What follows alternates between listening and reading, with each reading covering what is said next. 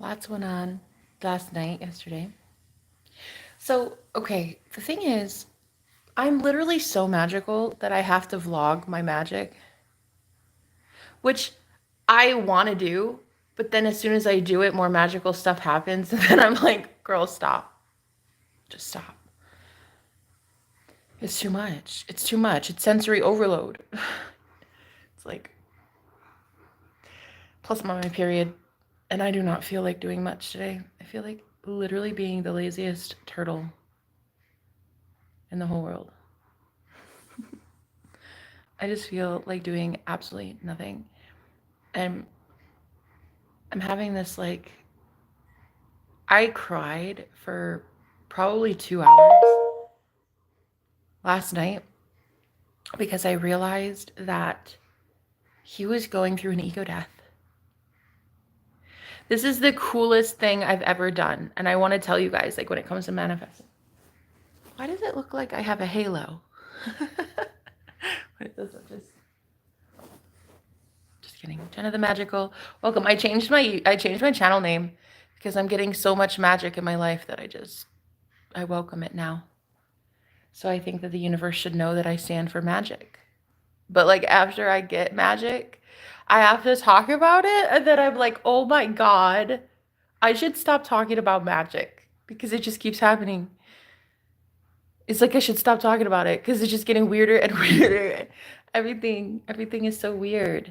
Um, it's so crazy. I want to tell you the story. So, yesterday, okay, so you know that I've been blocked, right? By the guy that I was seeing, and then he blocked me because like he's going through like a midlife crisis or something. I don't know. He's going through an awakening and he's seeing what we are, and it's a little too much. And so he went block. It's cute. Whatever. I didn't mind too much. And then so I just decided I'm going to revise that. And if you guys know about revision, manifestation, revision is where it's at. Revision is the goat of all techniques. Revision, there you don't even need another technique. I mean, guess technically you could do like a lot of affirmations, which I did. I guess I did do some affirming, but I mainly did just seeing us together. So I was like just visualizing him texting me, calling me, hanging out with me, seeing me, and even though I was blocked. Because he even said that. He's like blocked, and that was the last thing I heard from him when I canceled him. I dismissed him. Good morning. Come on in. What is nice? I want to tell you about what I just did as a manifestation mama, as the master of all manifestors. Well, actually, I'm not the master of anything. I'm the master of my manifesting game. You can be the master of yours, but I want to teach you something. So I got blocked by this guy because I told him I don't want the breadcrumbs. Like he had told me that he can't be with me because he's a troubled soul. And I was like, okay, bye. Like, bye. Like, I'll see you never, buddy, because I don't give a shit. Although I'm still madly in love with him, you know? Um, and then I said, I don't really think I can do this anymore. The breadcrumbs. Like, I deserve so much better than a guy who's deliberately trying to run away from me. And that's what I said. I said, if you want me to leave, I'll leave. Like, you don't have to tell me twice. So I backed away. I told him, it's fine, goodbye.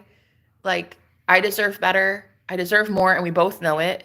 So I'm going to move on because, well, I deserve to. And then he goes, okay, blocked. So I blocked him first. Don't let him ever tell you otherwise. I blocked his ass first. Blocked. I knew my worth. I knew that I was not going to entertain a man who thinks that it's okay to give someone a lot and then draw back after you love bomb someone. Absolutely not. Ladies, we don't do this. Ever. Ever. Even on our worst day. Today, I am like a bloated calf. And I'm telling you, even right now, I know I have more self-worth than that. And I feel like absolute garbage. And I know I have more worth than that. So I was like, basically, don't ever talk to me again. Let's move on. I'm gonna move on. I'm gonna do it. So just have a good life. And then he said blocked, and we hadn't spoken for a couple days. It wasn't really anything crazy. And then last night, I felt this overwhelming because again, when I got blocked, I was like, it's okay. It's really all right. I actually fully stood in my power. I'm like, I don't need a man. I don't care. It doesn't matter. A man is not the end or make of anything. So I said, I'm gonna just know that this man wants me and stand in that knowing. Stand in the knowing. Not the doubt, not the, oh, I wonder what he's doing. I wonder if I should check his Instagram. I wonder if I should follow him on this. I wonder if I should text and flood him with messages. Nah, bitch. I said no. I know this man wants me. That's it. End of story. So what the fuck did I do? I went into my imagination and I saw him calling me, texting me, apologizing. I just knew that, of course, he wants me. That's never been the issue. The issue isn't that he didn't want me. The issue was that he didn't think he was safe for me because he's like a bad boy. You know, I love me some bad boys, honey. I love her some bad boys. I really do. It's a crime. It might be. It might be a crime for me to love bad boys. Bad boys, bad boys. What you gonna do? What you gonna do when Jenna the Magical comes for you? Because I'm Jenna the Magical now. I switched my name today, guys. I'm just letting you know that. Anyway, it was Jenna. Now it's Jenna the Magical, bitch. Because I always get results. Cheers. Would you like to know my results? So here he was, adamant that we couldn't be together. He blocked me. And I'm like, that's cute. Yeah, fucking right. So I went into my imagination, into my imaginal act. The D, it's coming. Oh, who said that's funny as hell? Who are you? Thank you for being here. That was pretty much the highlight of my day, which isn't saying much. I'm on my period. But anyway, so I was like, okay, I'm going to know that this man wants me. Duh. Hook, line, and sinker. Duh. I mean, he's already drunk dialed me, telling me he loves me and misses me and needs to see me. Like, he'd already done that already. We hadn't been seeing each other for about 3 weeks. Like, we hooked up and then he left. He had to go to a different Airbnb. And that was 3 weeks ago. And the whole time we've been addicted to each other. So it's not like it's not like I pulled it out of thin air. This man's obsessed with me. This man's addicted to me. And I do kind of feel like some people who start with their manifestation journey, if you just meet your person, it can be kind of hard at first to remember that they truly do love you. So I think that that's where a lot of people get it wrong when they try to manifest their person back. If you're SP and you go no contact, I find that that's the best time. I really do. Not only because I'm very independent, but because I like no contact, because it can make you look at things differently and it gives you a different perspective. Like, you're able to see that man or woman doesn't have power over you. You can rewrite their entire script. You can rewrite how they show up. You can change the entire dynamic when there's no contact. So there was no contact, and I really utilized that to my benefit. And I just started affirming while we were not talking. I just said, duh, this man wants me. Of course he wants me. I give it meaning. If I say he's my soulmate, he's my soulmate. If I don't think he's my soulmate, he's not my soulmate. I'm God of my reality. So if I say this man's my twin flame, he's my twin flame. And so, of course, I was like, duh, he wants me. Of course he does. We met because it was destined in the stars, period. That's it, end of story. So he wants me far more than I want him even. And so I went into this very focused place. Again, not chasing, because ladies, what we don't do, baby, is chase a man. That is what we do not do. That is what we do not do. We do not chase men because ew, because yuck, because who the fuck would do something like that? We don't chase men. Honey, there are 4 billion of them on the planet and they can be chasing us. Thank you. Thank you. I'll wait. Run along now. I don't care. I'm not chasing you. You're chasing me, period, point blank, period. That's the end of story. So when he blocked me, I was just like, cool. Thank you. Thank you for, thank you for literally mirroring back to me what you had to tell me, which was that Jenna doesn't want you right now. So of course the universe is going to conspire in my favor to send him away from me, and he blocked me. So here's where it gets kind of mystical and magical though. Okay? Because again, you have free will in your reality.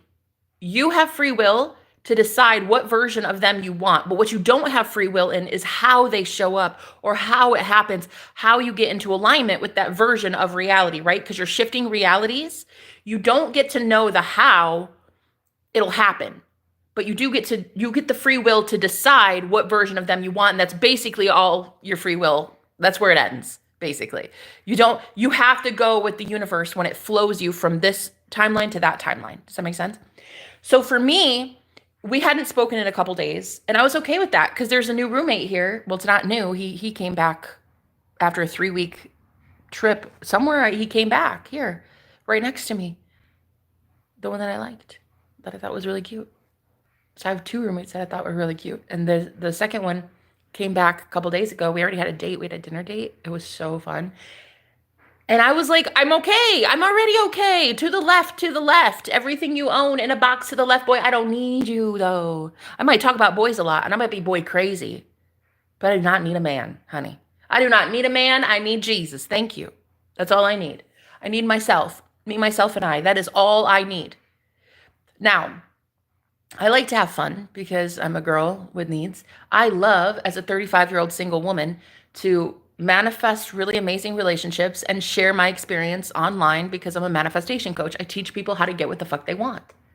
So I go through these life lessons. I go through these experiences, these magical moments, and enjoy my time doing it. And then I share about it. But do not get it twisted for 2 fucking seconds that I need a man. 100% do not need a man. Never needed one in my life. I want one. I don't need one. Okay? Big difference. Big difference. And this is why I get them all the time. This is why I move on and I always get bigger and better. Always bigger. Always better. Always. To the biggest and the best that I've ever had. Okay? So listen. Don't get it twisted, thinking because I talk about men a lot that I'm somehow infatuated with the idea or concept of like settling down. I don't need to settle down. I don't need a ring on my finger. I don't need a man in my life. I need myself and my imagination. I need God, which is my imagination. That's all I need. So the difference between me now and a girl 5 years ago who hadn't gone through all this stuff yet is that I was so codependent. I would chase these men like I fucking needed them like oxygen. Like, ew. Sit down, Jenna. No, bitch. No. You do not need a man. Men need you. Point blank, period. Facts. So codependency is of the devil, girl. It's hideous. It's an ugly monster. And every man will run from your ass, period. That's it. They will leave. They will leave because it is so off-putting. It is so ugly. Guys, it's such an ugly trait to be like, oh my God, like double text, triple text, like, but do you want to hang out though? But I really want to be there. How about I do this instead for you? And how about I do, oh my God, they hate that. Who wouldn't? I hate that. I'll boot your ass. I hate it. It's disgusting. I will call you out on that shit and I'll be like, God, go get a life. So codependency is ugly and chasing a man is ugly and redundant and stupid. And we don't do that. Okay? We attract, we don't chase. And if you don't want to be here to get yelled at today, go somewhere because, honey, I'm on the rag and I'm going to yell at your ass if I want to. So you better leave if you don't want me to yell at you. Okay? Go. Go. Shoo, go. Today is a yelling Jenna kind of day. Okay? Because Aunt Flo showed up to town. That bitch was not welcome. All right. So what's happening here is we are attracting. We are not chasing. You are attracting the reality you want. You are not chasing shit, including a man with a peni. You do not chase that because why? Because why? There are billions of them on the planet because why? Honey, we don't chase shit. These men come to us, goddesses, and they worship us. We do not chase. A lot of us have been out here worshiping these men as gods for a very long time, which I love because I love me a man. I love me some men, okay? I love men as gods. I really, really do. And I will literally sit here every single day to make sure that you remember you are a king and you are a god. But what I will not do is exalt your ass to the point of being the emperor of everything while I'm way down here as a joker. No, ladies, we put ourselves on the throne. We put ourselves up there. Okay? Knock them down a few pegs so that you're even, okay? What we do is we exalt these men, we worship them as gods, we create them as our God, and then we're like, oh, he's just so egotistical. Yeah, of fucking course he is. You just gave him every opportunity to become an egomaniac Hulk, and then you're gonna sit here and bitch at me that I tell you to detach, walk away from him for a little while, and let him cool down and get it right with Jesus. Now he needs to fix his shit, honey, because what you don't need is an egotistical prick. That's what you don't need, all right? Cheers. So what you're going to do is you're going to remember your power. You're going to remember who the fuck you are. You're going to remember that you are the creator of all of it. You are it. There is no other creator creating your reality except you, babe. Except you. It's not your man. It's not your mama. It's not your politician. It's not your pastor. It's not your bank account. Nobody, nothing creates for you. You create for yourself. So I got blocked because I told him I don't want to be with a man who's breadcrumbing me. Like, bitch, why would I accept your breadcrumbs when I own a bakery? Really? Like, God, that's so... Go, bye. See you later. See you never. Bye, toodles. Honestly, don't even... Just forget... See you later. See you later. Forget you know my name. Yeah? Forget my face. Okay? So you have got to stand in that energy, guys. In order to get this going, in order to get this person back, you have got to stand in your power. And a lot of people say that, though. A lot of coaches say that. They're like, stand in your power. Remember who you are. Like, claim your power. But, like, nobody teaches you what that means. Girl, it means taking this person off the fucking pedestal that you gave them and putting yourself there instead and being like, wow, first of all, I'm the prize and I don't even know if you're good enough. Honestly, looking back, I now look at it like, yeah, you might not be good enough. Here I was thinking you were God of it all, and I was exalting you and making you and worshiping you as a god while you weren't worshiping me as a goddess. No. We're done there. We're done. We're done with that.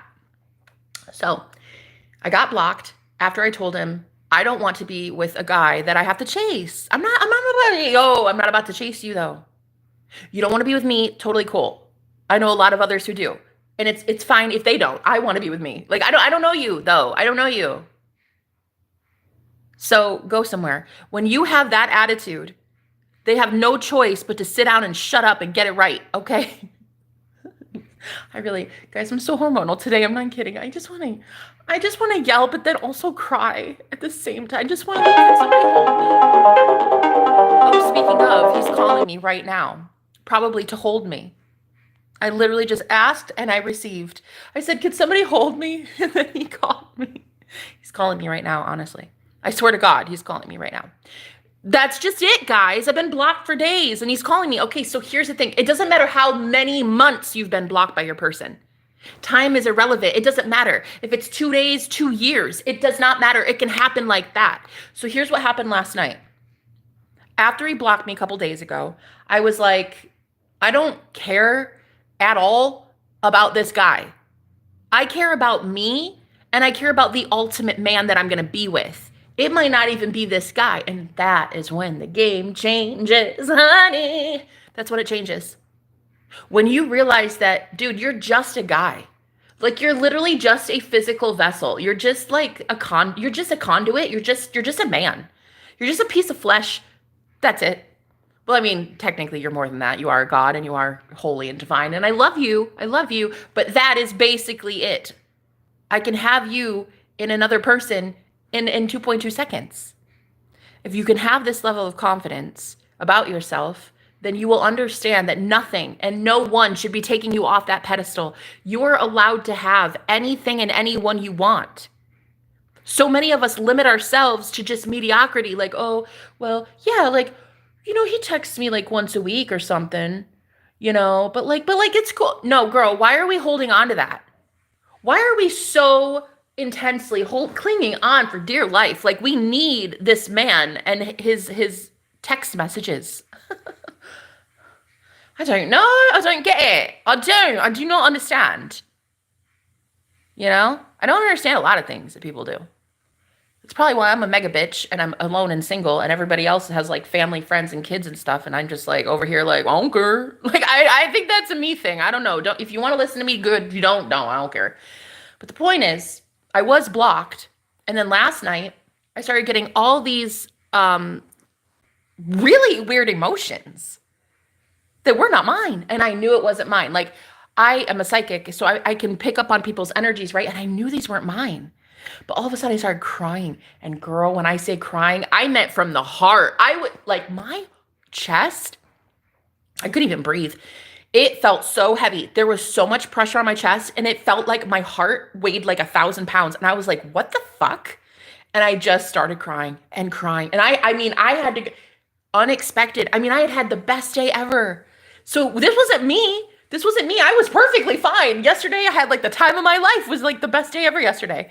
So here I was at like 9 o'clock at night, just crying and crying and sobbing and sobbing. I had to literally go get Kleenex because I could not stop crying. I thought I was like gonna run out of tears or something.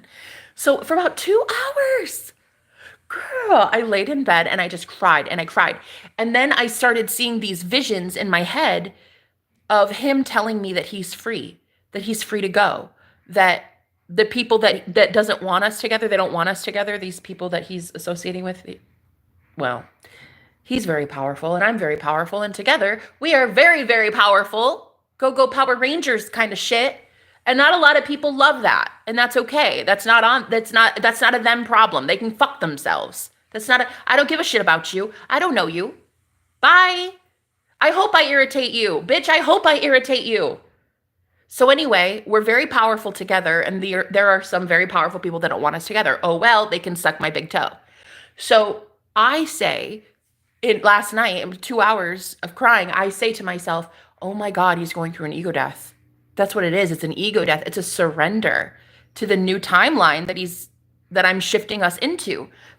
Union. Okay, so he's going through ego death. So I just kept crying and crying, and I saw these visions of him like groveling on his knees, like, I need you. I'm free to go. I'm free. I really do create my own reality. They can't do shit to me. They can't hurt me. He was so convinced that these people would literally hurt me that he didn't want to be around me because he knows who he is and I know who I am. And he thought, if we're together, people are going to hate us. Yeah, of course they will, babe. Right. Yeah, no, of course they will. There's a lot of jealous Julies out there. Of course they're going to fucking hate us. I don't care. Ask if I care. Ask which butt cheek they should kiss. Huh? I don't give a fuck. I don't care. I am a bad bitch, okay? I don't care who hates me. You ain't going to touch me. You're not going to do shit. So I already had that. I already had death threats, dox threats.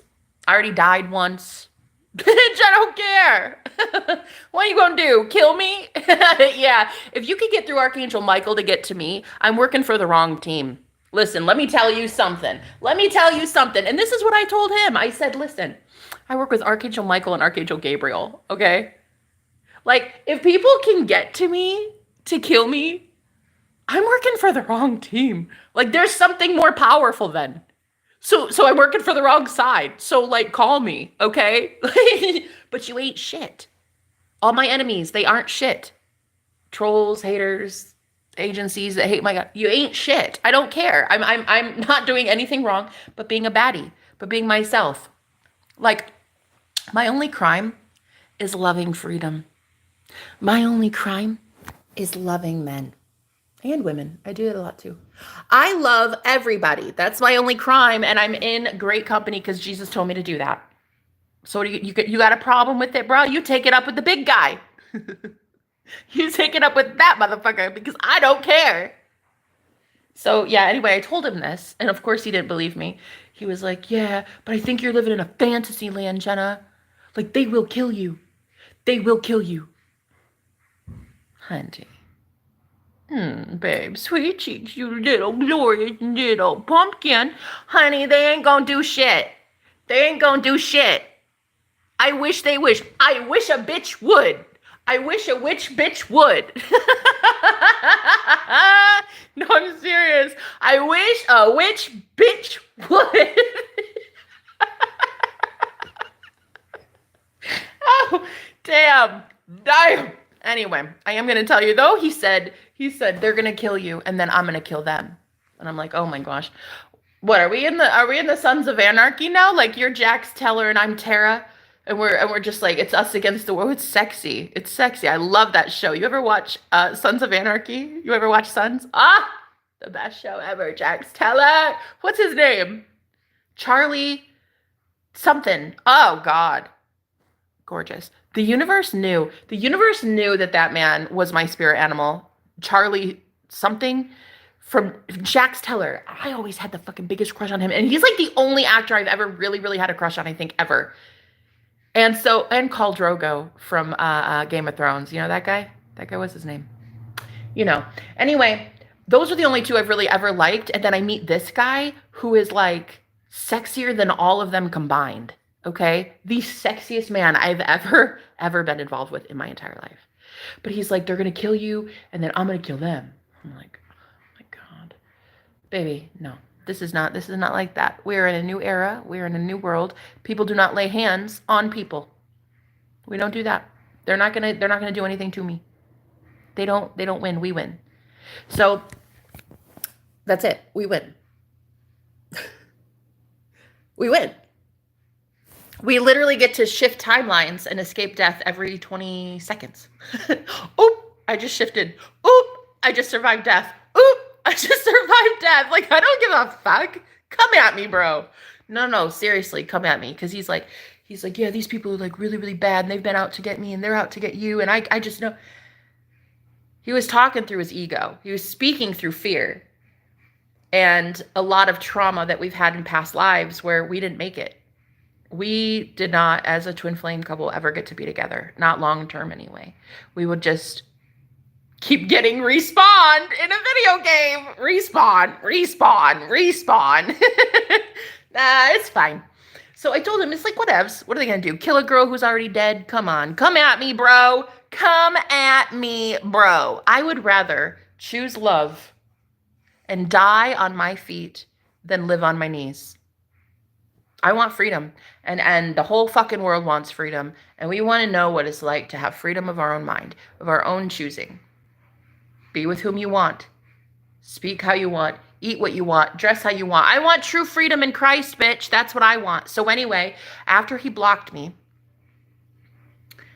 I was like, no, you're not blocking me out of fear. This is stupid. So I'm going to go into my imagination and I'm going to see you unblocking me. So what I did was I visualized the words unblocked coming through text message.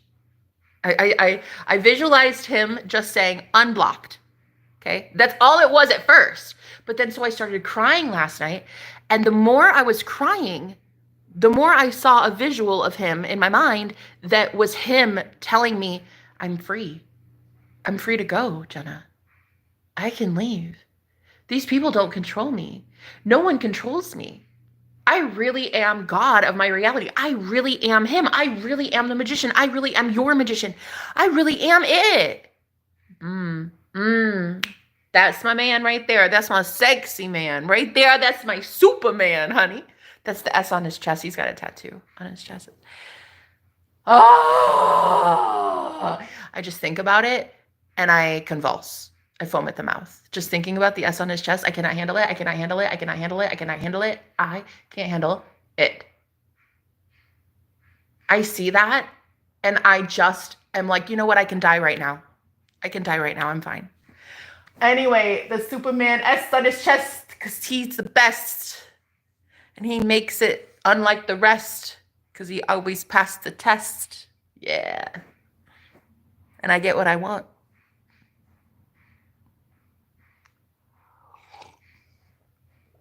I don't know. I thought I was going somewhere with that, but I wasn't. That was it. Anyway, point is, here's the thing. So I started crying, and I knew that he was about to come to me because I could feel it. I could feel that he was going through an ego death. His ego was dying. His egoic self that lives in fear, that is dialed into a frequency of fear. And it's such, you know, he told me I was in a fantasy. He's like, you're in a fucking fantasy if you think we get to actually be together, Jenna. And I'm like, Bro, you're in a fantasy. Like, you're in a fucking fantasy. You're in a shit fantasy, is what it is. It's still a fantasy. It's still delusion, but you're in a shit fantasy. At least I'm in a positive one where shit works out for us. Like, damn, you're kind of the loser in a shit fantasy. So, anyway, everybody's in a fantasy all the time. It's like, what are you telling yourself? You know? So, after I cried for 2 hours, I was like, this man is coming to me. I know he is. I know we just shifted. I know he shifted timelines. And now we are in the timeline of being together, okay? But I had still been blocked. I was still blocked, right? So after I cried, I mean, for 2 hours, I even knew my roommate heard me because I was like blubbering. It was insane. I felt it. I felt in the chest.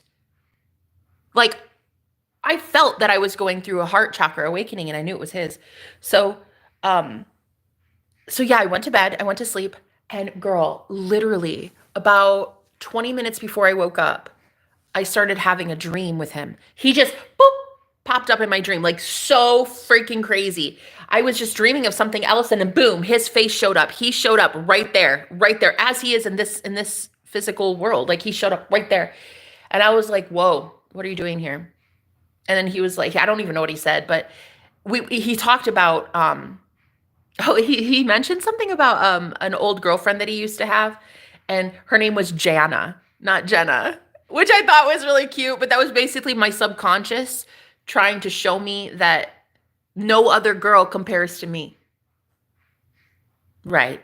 That's what that dream meant. And if you don't think so, go fuck yourself. Because that's exactly what that dream meant. That dream meant his girlfriend, his ex-girlfriend, her name was Jana. Not really. I don't think it was Jana. I just think it was my subconscious trying to show me something. And he had shown up in my dream, and it was so real that I woke up from it.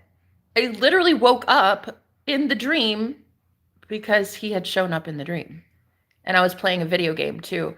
I was in this like war game right as he showed up. So it was very weird. It was very weird, right? Okay, hear me out. Hear me out on this. I wake up, I turn over, I look at my phone. Guess who texted me?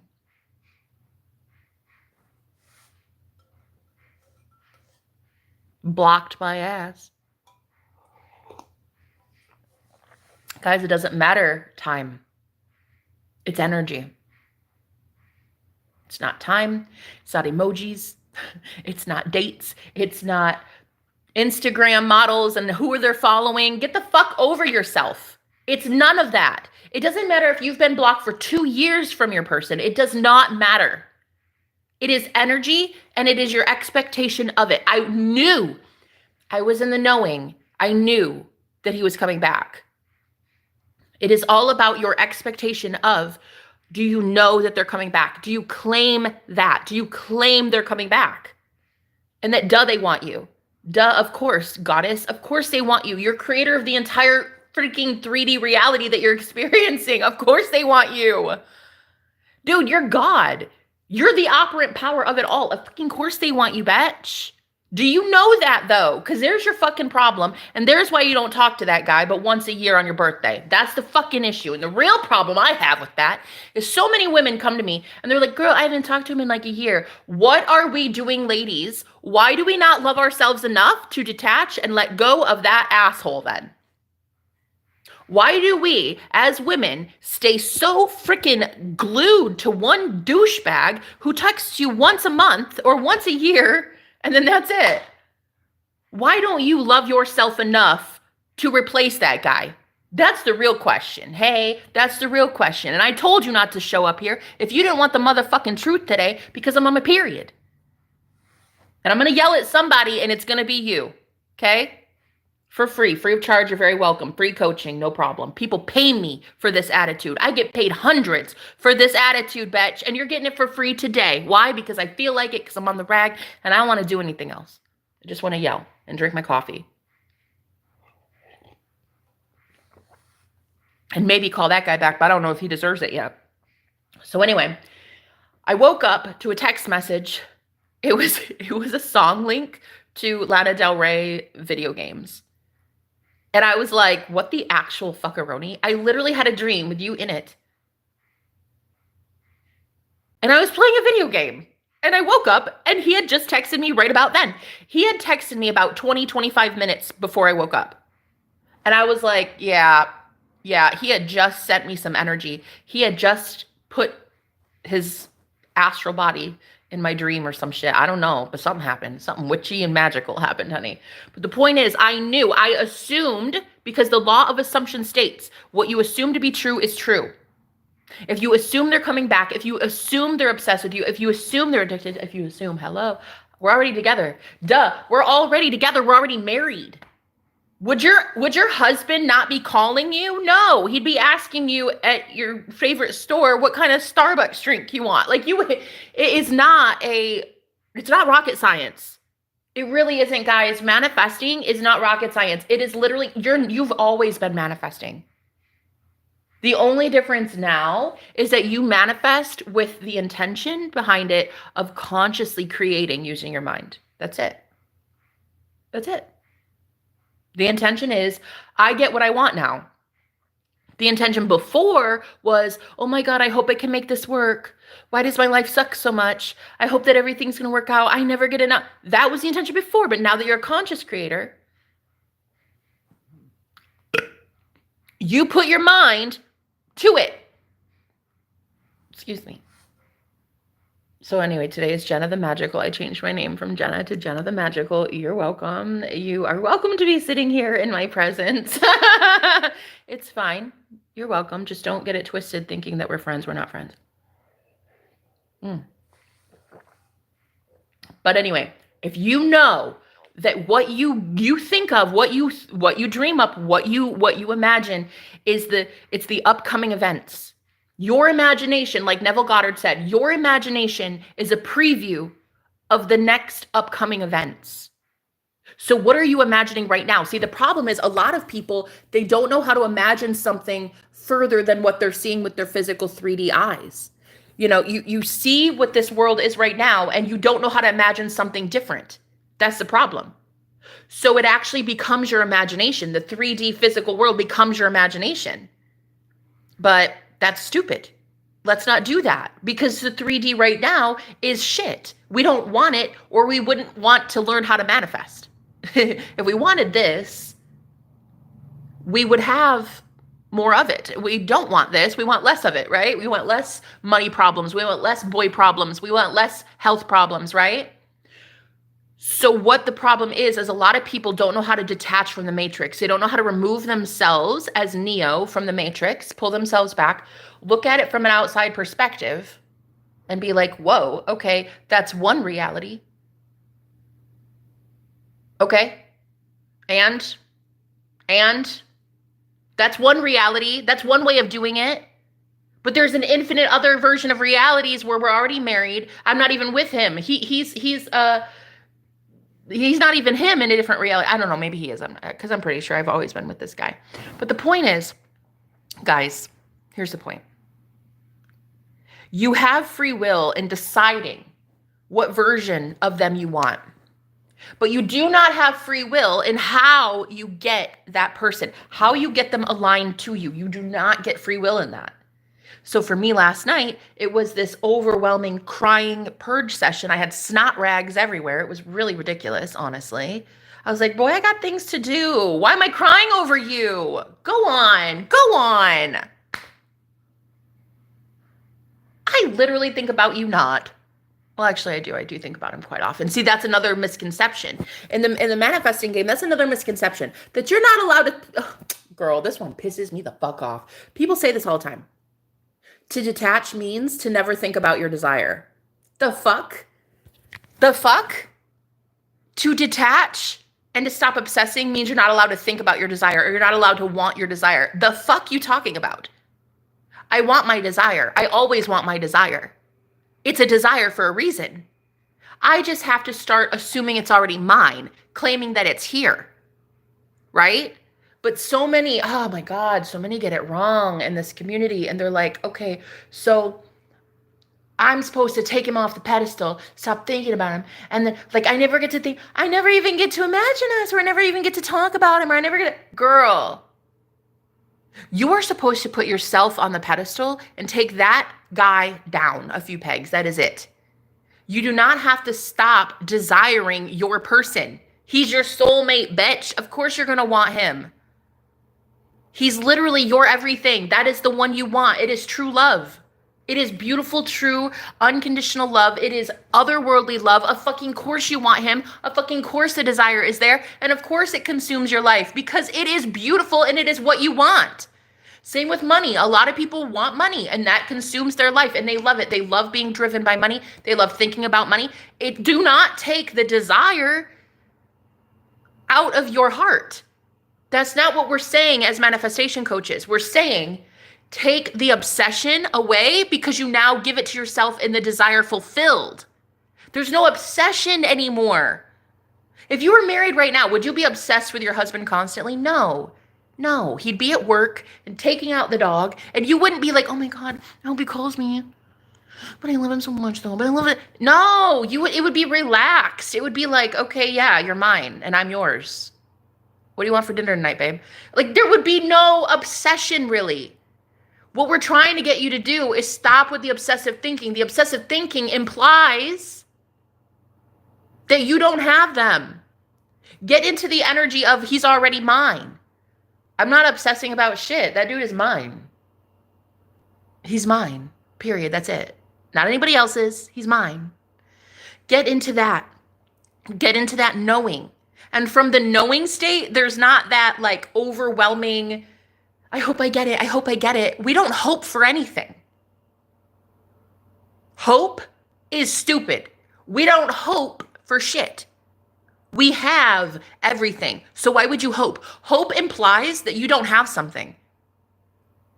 That's not how you become a conscious creator. That is not how you bend your matrix to your will. You don't hope for shit. We don't hope for anything.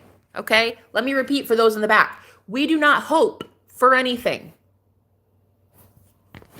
Do you know without a shadow of a doubt that your person is yours? Then you're not in the knowing. Get in the knowing. Get in that knowing of course he's reaching out. Of course he's fighting for me. Of course he's fighting for us. Of course he's leaving that third party. Of course he's not with her. Of course he unfollowed all these people. Of course. Of course he's moving closer to me. Of course he wants me to move in. Of course we're having babies. Of course we're married. Duh. Of course. Do you get into that knowing? Because if you're not in that knowing, that's where the problem lies. That's why you're still blocked. Because you don't know that you're about to be unblocked. You don't know that you're already unblocked. You've got to stay in the knowing of who you are, guys. Knowing that you are God of it all. There's no one else but you creating the rules, creating what is showing up. It really is that, okay?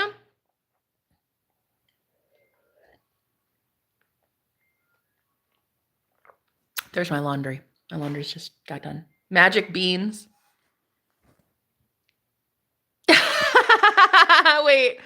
Wait. I want to see what that was. That was a funny comment. My dreams contain 20 women and a family size banana yogurt. Just putting that out there. That's really actually kind of funny. Thank you for being here. Magic beans.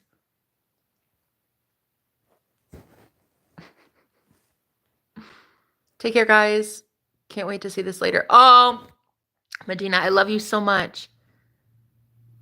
I wish you were my neighbor and friend. Don't change. You are a queen. One of a kind. Babe, thanks, Elma. I just stopped by, got your email. Much love. They can't do anything and it's killing them. Yeah, they can't do shit. Like this man, he is like so convinced that people hate us together because we're both very powerful manifestors. We're very much good mentors and coaches. Both of us are mentors. So he's like, they don't like us, Jenna. Okay, so what, babe? I don't care. I love us. The right ones love us. Who gives a fuckaroni if we've got enemies? Bitch, I was born with enemies. I came into this world with people hating my guts. Listen, I don't give a shite. You ain't gonna do anything, honey. People have tried to silence me and kill me for 35 years. And many lifetimes before that, bitch, they did not succeed. Here I am, still fucking crushing it, okay? Holla. You'll never get me, ever. Ooh, too slow. Ooh, too slow. Ooh, almost had me. Almost had me. Ooh, just kidding. You fucking failed again. Almost had me. Ooh, you almost had me. I don't care. I literally don't know you. I don't give a fuck. Girl, I have had literal witch covens after my ass. I literally lived with 3 witches and a warlock as God is my witness. As God is my witness, bitch. I lived with the dark arts practitioners, okay? And I still came out alive, honey. No, I don't know you. Thousands of trolls a day, death threats, dox threats, people hacking my shit. Girl, bye. I don't know you. Don't even talk to me. So here he is. He's like, Jenna, they're going to hurt us. I'm like, bro, they are not going to do shit. Sit down and shut up. I don't like that version of you. That version of you is a little sissy boy, and I don't like that. I want the man with the S on his chest. The way he lays it on me best. Ooh, because unlike the rest, that man is making sure I get no rest. Yeah, no, I'm a big fan. I'm a big fan of that man. So, like, I don't care. I don't care. I don't care. I think what it is he doesn't like how listen, how charged up I get and how like angry I get at everybody. Like I'm just like, because I'm a loudspeaker and I don't like evil people. And so what I hate basically more than anything on this planet are cult leaders. And so what I will do is I will call out a whole bunch of wannabe warlocks. Look, see what the thing is? I'll call out like every cult known to man, including Christianity, Islam, and Catholicism, especially the big 3. Like I'll call out every single ounce of shenanigans that I see. And that's why he's like, yeah, you get us in trouble. Do I though? Do I? Or am I setting us free? I'm setting us free. That's how I see it. So I get it. I get it. He's like, you're a wild one. And I don't know if I can handle it. But boy, you have a Superman S on your chest tattooed right there. Don't be a fucking liar. You're either about it or you're not about it. Listen, I'm not dating a beta anytime soon. You're either going to be about it or you're going to sit your pretty little ass down and get it right with Jesus. And then you're going to be about it. And that's what happened last night. He had his come to Jesus moment. And I felt it, girl. I felt it. I cried for 2 hours. That man had me like convulsing, like, because the heart pain was so bad. And I just kept hearing him telepathically say, like, I'm free. I'm free to go. I am allowed to do this. I am allowed to be free. I can be with you. Yeah, I make the rules. I make the rules. I say we're safe. I say we're protected. And so I get to be with you. And it was just so beautiful. It was like, it was the most freeing moment of my entire life. I literally felt that man go to God. And so sure as shit, woke up to a text from him. And it was the song Video Games by Lana Del Rey, which was so funny because in the dream I was playing a video game. Video games, that one. It's you. It's you, it's all for you. Everything I do. That one. Lana Del Rey. That's what he sent me this morning. So, guys, I'm unblocked. And he just called me. I'm on a live stream, but he called me just now. Of course he did. He's my husband. You see? That's how you have to see it. You have to know that, like, duh, would your husband be afraid of you guys getting killed? No! They would be out there buying you a mansion. They'd be buying you a house in a gated community. You'd have kids and you'd be like taking your kids to soccer. Okay. And he'd be making you like a grilled Caesar salad or something. Like, honey, no, there is no fear anymore. There is no fear. You are God of your reality. And I know that a lot of you have been living in fear, just as I have. I've been homeless. I've been targeted. I've been gang stalked, harassed. I've been abused. I've literally had witches coming after my ass. Propositioned by men. I've had some of the worst crooks and criminals in the entire world coming after me. And I'll tell you right now, God, though, God, though, my imagination creates reality. My imagination, I will swallow you up whole, bitch. You come after me, I will make sure that your life is a living fucking nightmare. Okay? So your imagination is God. And if God is for you, aka your imagination is for you, who could ever be against you? No one. They can't do anything to you because you live in the light. You live in love. So there is nothing that can happen. You stay in alignment, you stay very high vibrational, and you stay going into your imaginative act, your imagination, constantly. Repeat that same vision, that same like 10-second scene. For me, it was him texting me, okay, you're unblocked. Unblocked, I love you. Unblocked, I love you. Unblocked, I love you. And I just kept seeing that. And I kept seeing his name show up on my phone. And like I said, I just got a phone call from him. I don't care if I'm blocked. That's a joke. Do you know that it's a joke when they block you? I'll wait. Do you know that when you get blocked, it's a joke? Right. Right. There's your problem. You guys take that as gospel. You take the whole, well, I don't want to be with you as like it's a thing. I don't give a fuck what they say. I don't care if your man legit tells you today you're the most hideous thing they've ever seen and they don't want anything to do with you and they hope you rot in hell and they never want to see you again. Girl, I do not care what they tell you. That shit is a joke. Okay? And if you don't know that that's a joke, that's where the problem lies. And that's why you're not manifesting your soulmate into your life. Because you don't know that that is just an old, outdated, outplayed version of them that is showing up in the 3D physical world based on the shit thoughts that you've had up to this point. What really you have to ask yourself is, are you willing and are you ready to know that you guys are together? To know that they're obsessed with you, to know that they want to marry you, they want to be with you, they want to call you, to literally call you and just hear your voice gives them a high. Like that is their buzz. That is a high. Okay? Do you know that? Or are you, if I were to ask you right now, okay, call your person. Call your person right now. What's the first thing you tell me? Some of you would be like, oh, but I can't, Jenna, because I'm blocked. It'll go right to voicemail. Or, I don't know, I deleted his number, but I still obsess about him all the time, but I don't have his number. Or I would, but he's with a girl right now or something. If that is your first go-to, you need to fucking fix this. When a girl asks you, please call your guy, call your SP right now, call him. The first thing you should tell me is, oh yeah, hell yeah. He's going to feel buzzed. He's going to feel tingles. He's going to be so fucking happy. The second I call, he's going to be like, oh, I wanted you to call so bad. If you guys are not there, you're doing something wrong. Okay? Jesus loves you. Absolutely. Hero Jenna, you got Instagram? If not, all good. Jerky, how you doing? I don't know you, but I love you. I love me some beef jerky. I love me some jerky. Okay. No, I do not have Instagram. I have Jesus, though.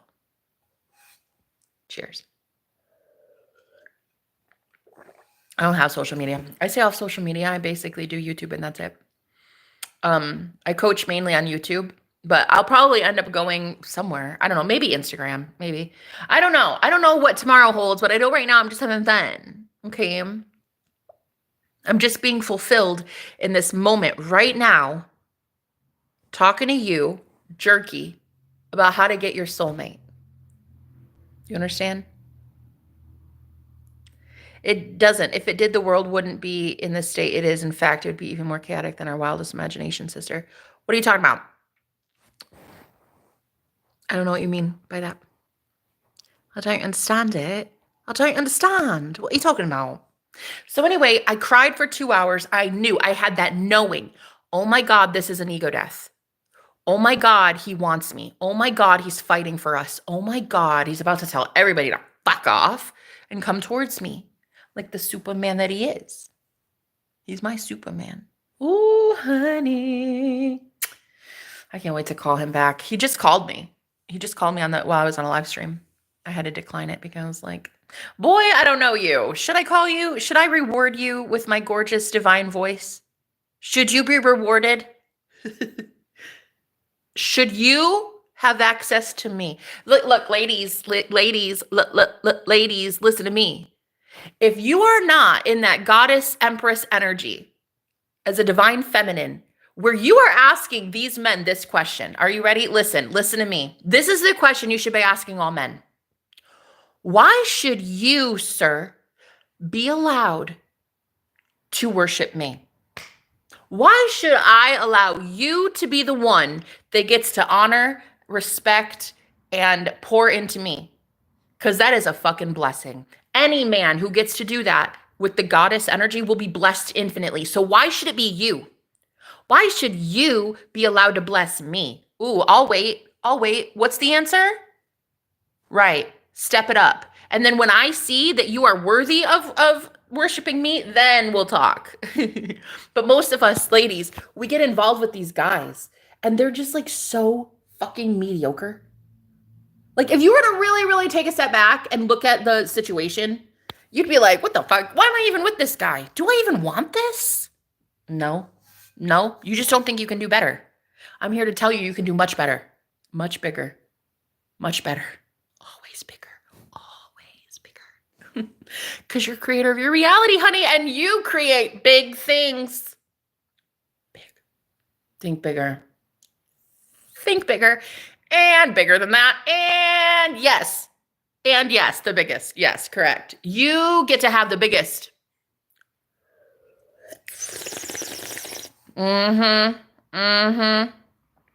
The biggest and the best, bitch, because it is your reality, it is your matrix, and honey, you're creating all of it. It's your video game. Okay? It's your video game. Get the best. Get everything you want. Literally, guys, you can have anything you want. Really, no one's telling you no. The only one telling you no is you, and that's because of some stupid modern societal rules telling you you're not allowed to have this, and this. Bitch, I don't care. Okay? I don't care what anybody tells you. I care about what you tell you because you are God. I care about what God tells you, honey. I'm in the business of going to God about things. And when God tells me a desire and lays it on my heart, I immediately say, you know what? I want that. I like it. Wait. What is it? The Ariana Grande song. What is it? It's like, I see it.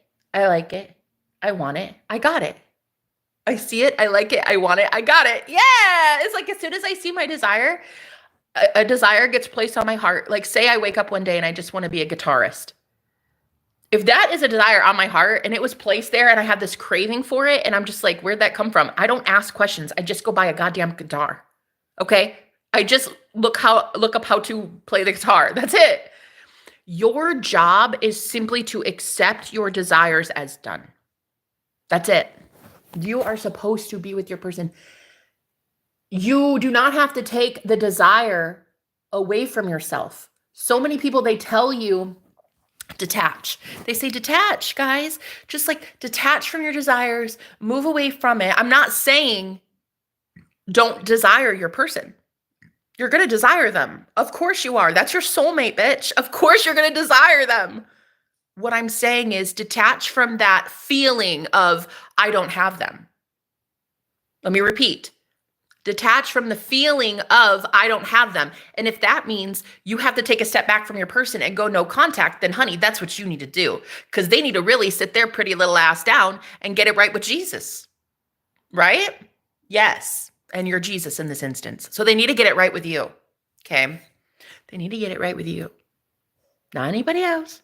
They need to get it right with you. So they need to come back to you, heart in hand, like, wow, okay, so I did this out of fear and I don't want to anymore. I actually really do want this. Perfect. You have shifted timelines. And now if you are in the knowing of it's already happened, I already have them, then you will be like me today, getting text messages, song lyrics, and phone calls from the sexiest man alive. If you're doing it right, babe. Are you doing it right? Because we only do it right around here. Girl, it's the first day of my period. And I would get chased by this man the first day of my period. Girl, it never fails. I met one of my soulmates on the first day of my period like a year ago. Girl. But I was homeless. I was living in my car then. And like that was like the first shower I'd had in 4 days because I was living in my car. And my best friend, she paid for a gym membership for me so that I could get a shower at the gym.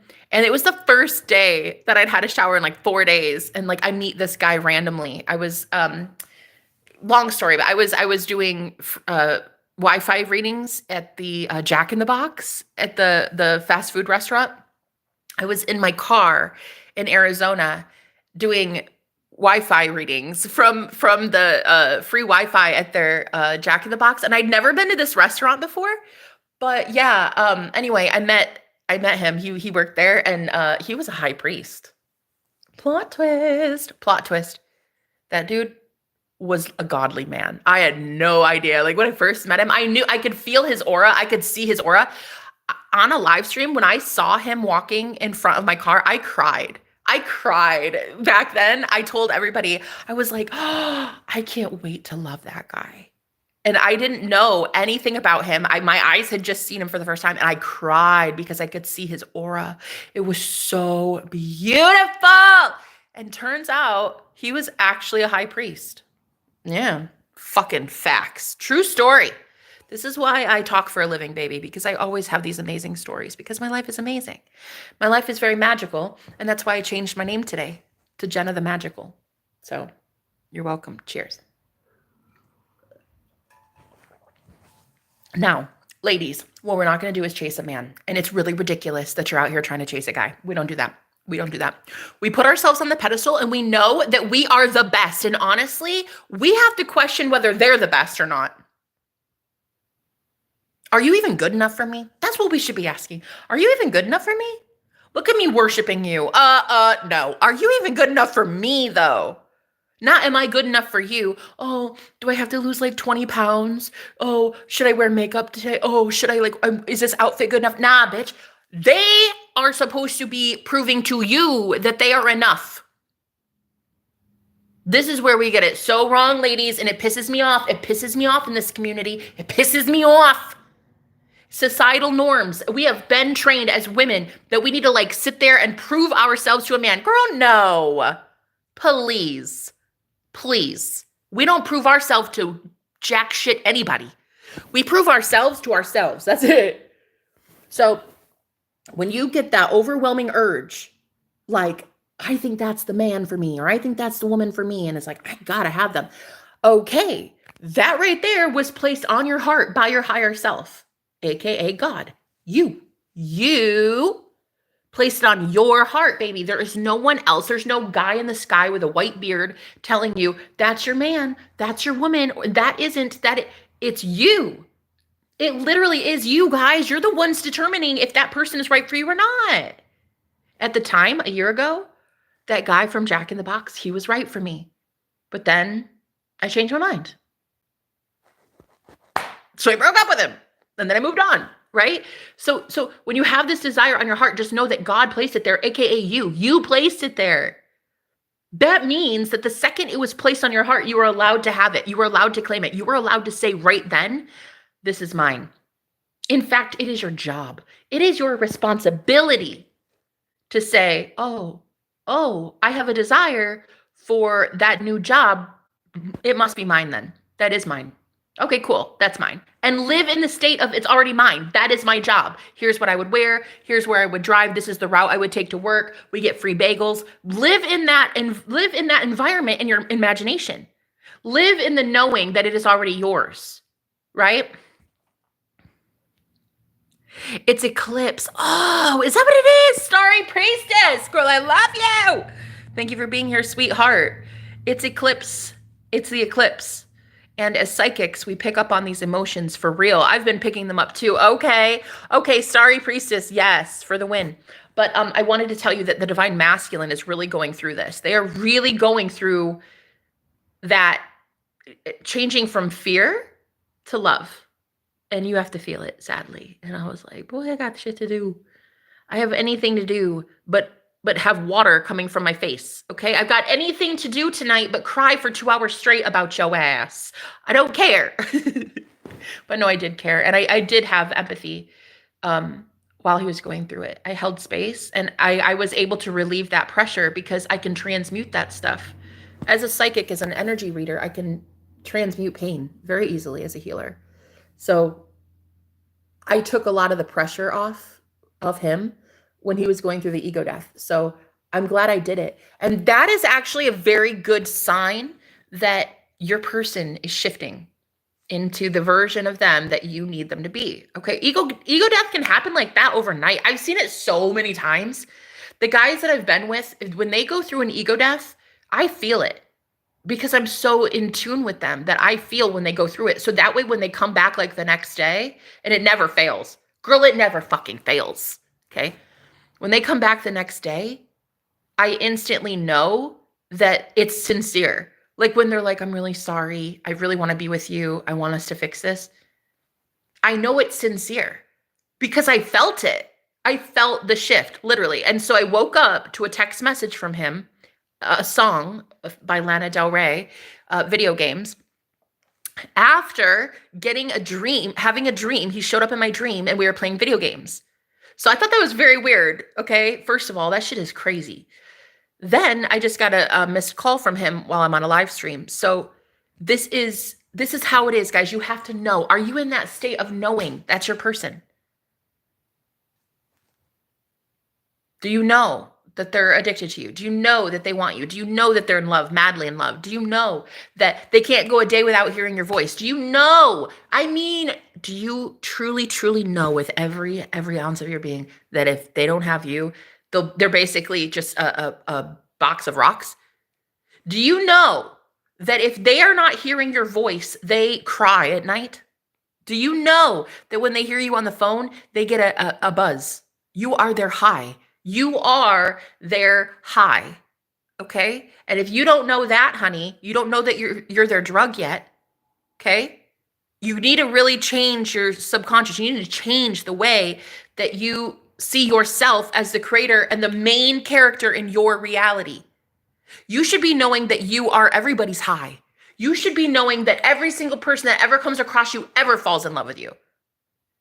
Duh, that guy wants you. He wants you more than you want him. Okay? It's really all about self-concept. Your self-concept, your self-worth, your self in relation to how you are being, how you believe you are in the matrix. Do you know that it is you as God doing all of this? Okay? I agree. He insulted me. I told him he will never have access to me again. Never. It's painful, but I know what I deserve. Period. And if you don't want him back, then don't. Move on. Right? But I'm going to tell you right now, the fact that you even say that he never has access to you again tells me you're motherfucking lying. Because right now you've just allowed him access into your life by even talking about that guy. So really you got to ask yourself, are you guys okay with never truly seeing that person again? Because if so, process that emotion.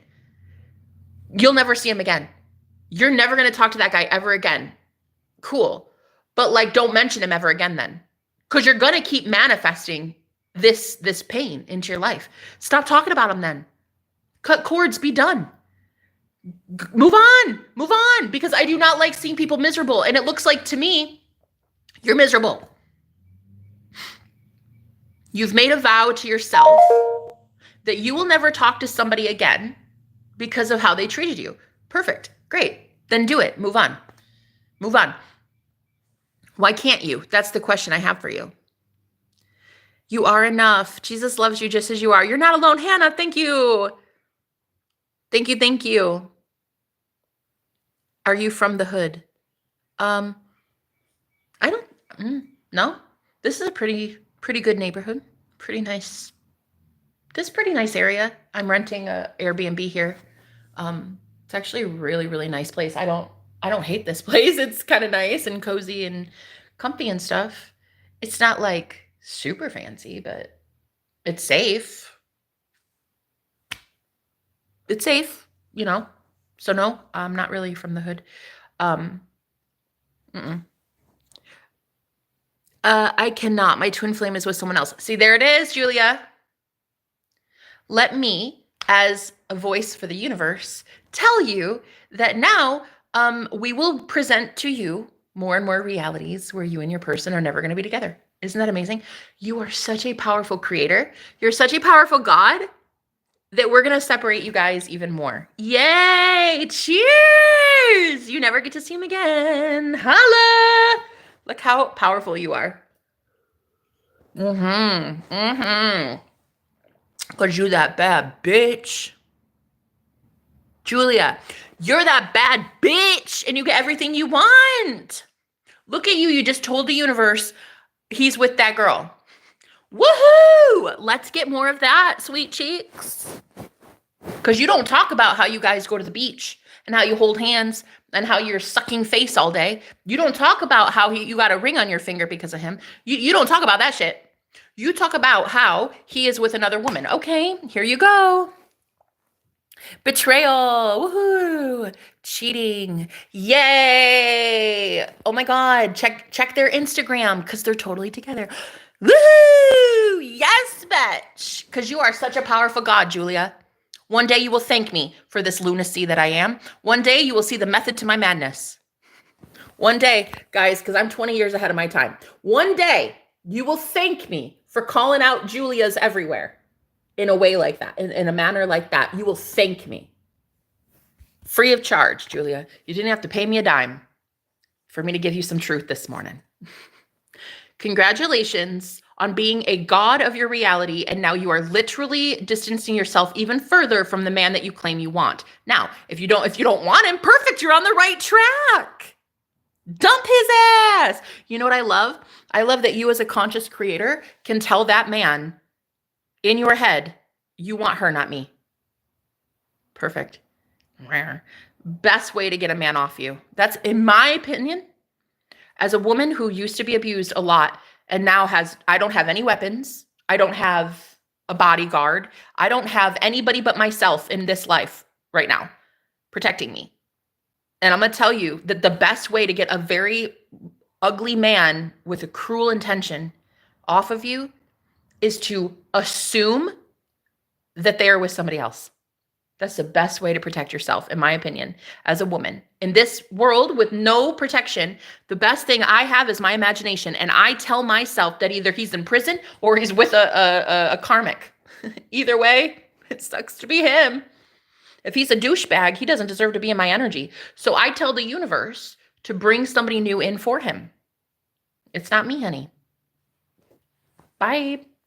And if he's a real tool and he's like a really abusive man, I will not let another woman be with him in my mind. No, I will instead put him in fucking prison. Done that before.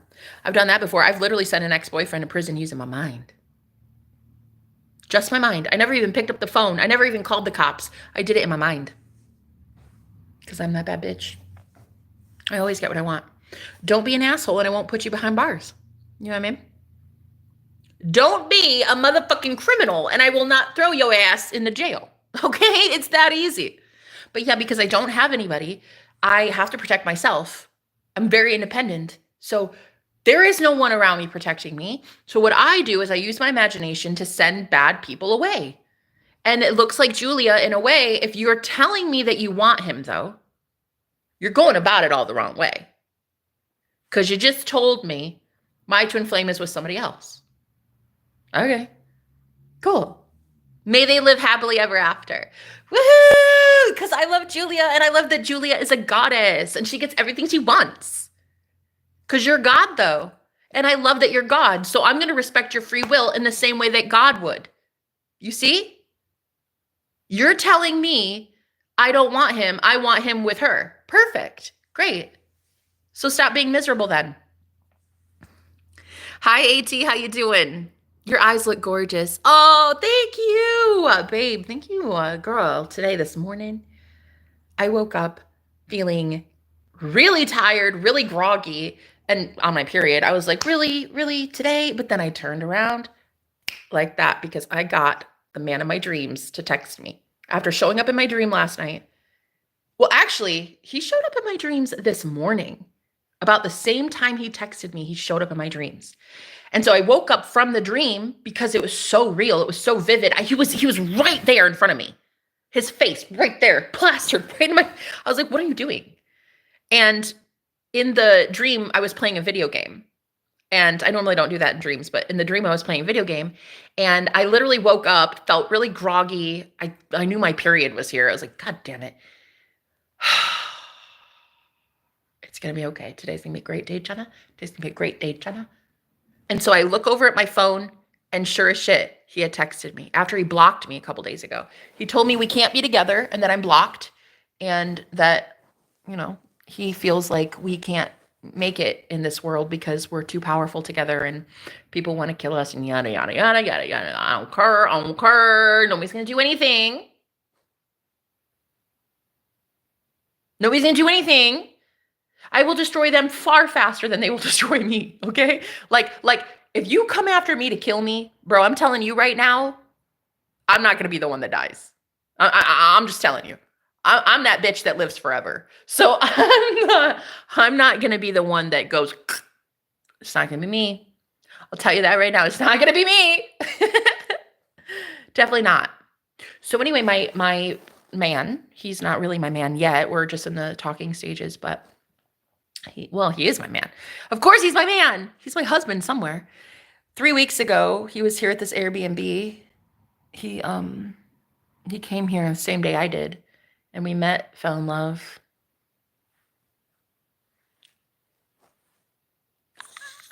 It was so great. And then he left because he had to go to a different Airbnb that was closer to work because he was traveling way too much for work and it was too expensive. So he had to go, and I was like, yeah, that's cool. I'm not, it's whatever. I'm very independent. He's an Aries, I'm an Aries. We both love being independent. And I was like, it's cool. You do your thing over there. I'll do my thing over here. But then see, this is where he got it twisted. This is where this man got it a little wrong, okay? He started to think that because we're so physically distant that he can be emotionally distant. No, that's not how it works. No, we're not doing that, love. No. Emotional distance, no, we're not doing it. You could be physically in fucking Florida, but I'm not about to be emotionally distant, and you are not either. So I told him, fuck off. And then he blocked me. I told him, I don't want you. You're not giving me enough. And he's like, okay, blocked. And then he blocked me. That was a couple days ago. And then just like clockwork. Okay, so like, can I call you? Hey, can we like, we could talk about this. Like, let's talk this over, you know? You and me. Like, emotionally. I win, love. I always win. I'm Jenna. Hi, I'm Jenna the Magical. I changed my name today. I'm Jenna the Magical. I always fucking win. Always, always. Always, always, always. Always, always. Even when I'm losing, I'm still winning. Let me repeat. Even when I'm losing, I'm still winning. I always win. Always. There is literally not one instance I lose. I always win at life. Period. I always win at life. Period. It doesn't, if it did the world, I don't know what that meant, and I don't care to repeat that stupid comment that somebody wrote because I don't understand it. Yeah, don't just say your affirmation, change your assumptions. Your words are only as powerful as your radical beliefs and trust. Ellie, yeah, I trust that you know what you're talking about because it looks like you do. So I trust that when you write a comment like that to me and I have to read it, that you know what the fuck you're talking about, because otherwise I'm going to just move right on. But I like that you wrote change your assumptions. This is what makes me think you know what the fuck you're talking about. I love it. I love it. It's not just affirmations. Exactly. Repeating things in your mind over and over and over again, it works. It does. Those vain repetitions, the repetitiveness of it, that's how you learned your ABCs. That's how you learned 1, 2, 3, 4. That's how you learned the English language. That's how you learned. You learned through repetition when you were a kid. So you are learning again through repetition in changing your mindset now. Whatever it is, if it's a brand new desire and you're like, I don't know how I'm going to start believing this. It doesn't seem believable at first because you just got the desire. So change your thoughts completely by repeating it over and over. I have that thing. I have that thing. I have that thing. Even if you don't believe it, you don't have to believe it. You do not have to believe it. You didn't believe it at first when you had money and then you lost it. You just kept saying in your head over and over and over again, like, I don't have enough. I don't have enough. Everything's so expensive. Everything's so expensive. You didn't believe it at first, but then you started to. You see, it's a repeated affirmation, and that is creating your assumptions, which when you see your assumption come in the 3D, you start to see what you assume to be true is true. And you start seeing these things like, oh, he's calling me. Right. Oh, he's texting me more. Right. Oh, there's more money in my bank account now. Right. When you see these things, these assumptions, you start realizing that your beliefs are changing. Your beliefs are about to be solidified and changed, reorganized, because you have changed your assumption. Your core assumption is that you always win. There is no losing. Just like with me, there is no death, right? There's no death. There is no threat. Everybody loves me, including the people that hated me at one time who wanted me dead. They now love me. They now love me, and they are my secret allies. The people that once hated me, who wanted me dead, right? And same with my twin flame. The ones that wanted him dead are now madly in love with both of us and totally cheer us on and want us to be together. Because in my imagination, I win. And so in order for us to be together, I have to change the story. We don't have enemies. Everybody loves us. We're king and queen, bitch. We're king and queen of this kingdom, and everybody loves us because we're those awesome king and queens that like always give people like free land, and everybody can come to a banquet party on Fridays, and we just have the best time as king and queen. What's not to love? We don't have enemies. There are no enemies. This is a video game. There are no enemies here. It's like, imagine if you're playing, okay, say you're playing, what's that game? Fortnite, okay?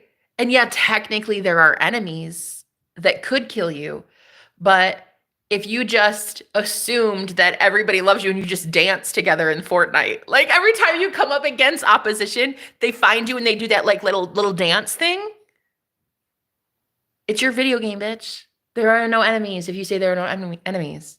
There's no threat if you say there's no threat. But most of you are out here talking about threats all the time, and so the universe is forced to give you opposition. It's forced to bring in people who threaten you.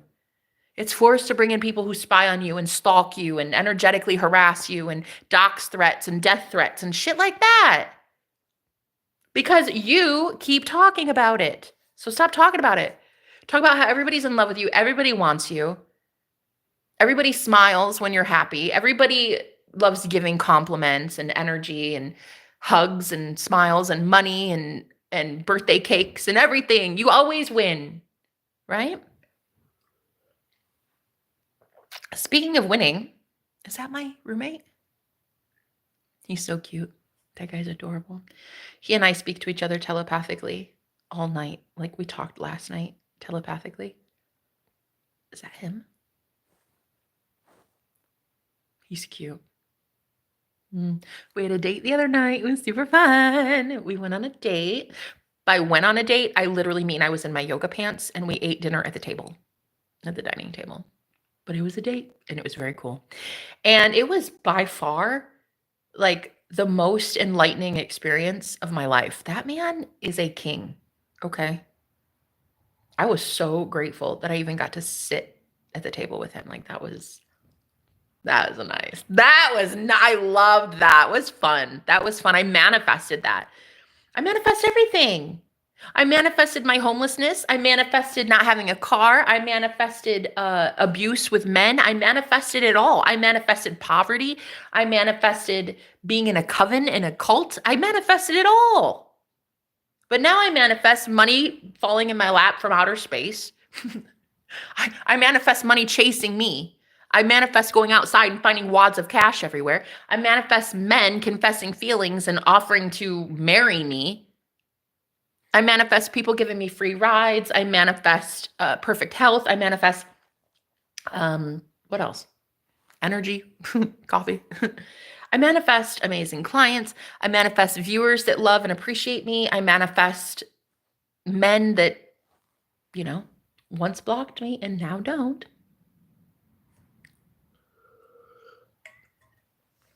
So I manifested all. I manifested the bad. And because at rock bottom, I was able to say, Jenna, you did that. You did that, baby. No one did that for you. You created a shit reality for yourself, my love. You didn't know it. You didn't mean to. You didn't mean to. It's not like it was a conscious decision. Nobody wants to live in their fucking car. Nobody wants to literally live in the desert in the middle of Arizona in July. I was homeless for about 8 or 9 months, living in the fucking desert, literally. Literally. Guys, when I say the wilderness, when I say the desert, that's what the fuck I mean. I was in the desert, literally in a car with no air conditioning. Talk about a prison cell. Girl, I was in a prison cell of prison cells. It was so bad. I didn't even have my own toilet. At least in a prison, you get to have a toilet, a commode that you share with 2 or 3 guys. I didn't even have that. There'd be times that I couldn't even find a toilet at like nighttime because everything was closed.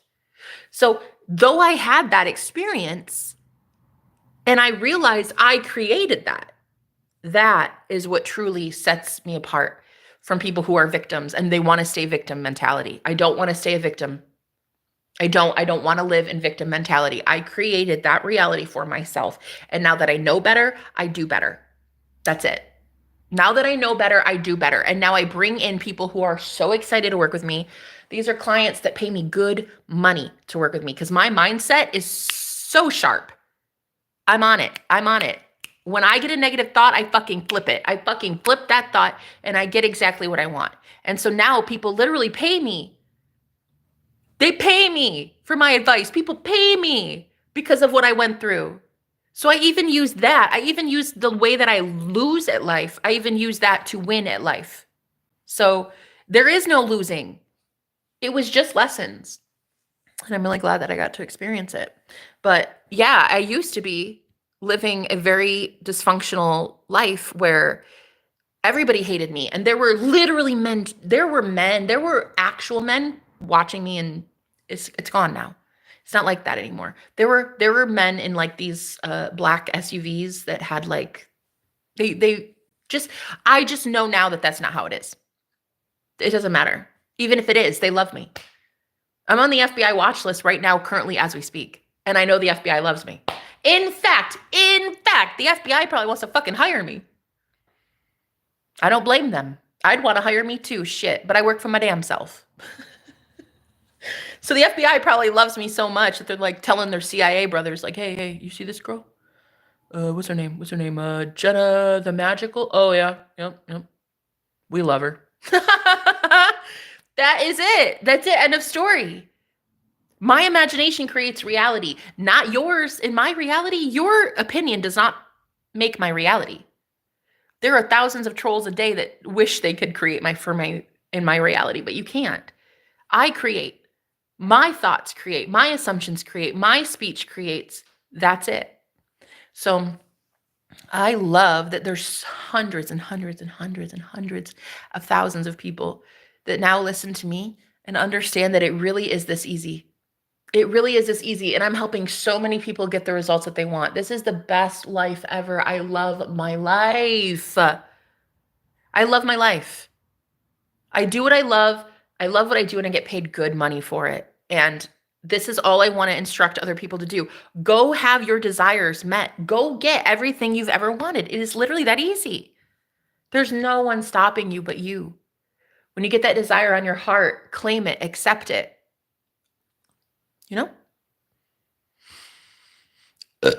Excuse me. I gotta go change the laundry.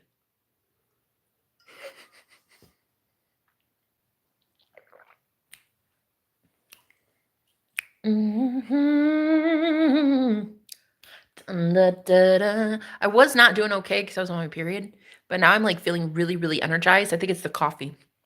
I also think that it's that I got a phone call from the man of my dreams, literally the man of my dreams, like legit, he was in my dream last night. So yeah, literally the man of my dreams just called me after I was blocked. So I think that's what's got me feeling real good. But I felt good before that happened. See, that's the key to it all, guys.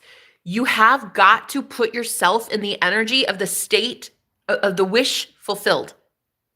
Get into the state of the wish fulfilled before you get it in the 3D physical world. Be happy that you have it now. Be happy that he's calling you now, even if it's not happening in the 3D. You see?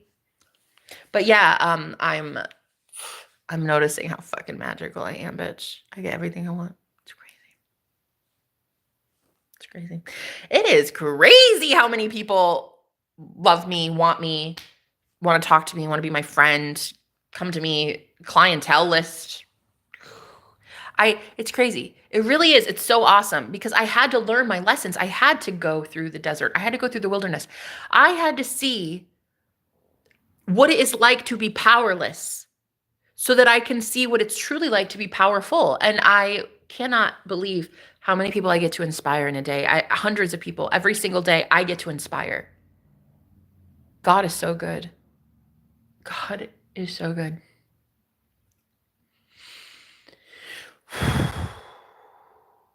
I wish I had an ounce of your confidence. Baby, you have it all, Mandy.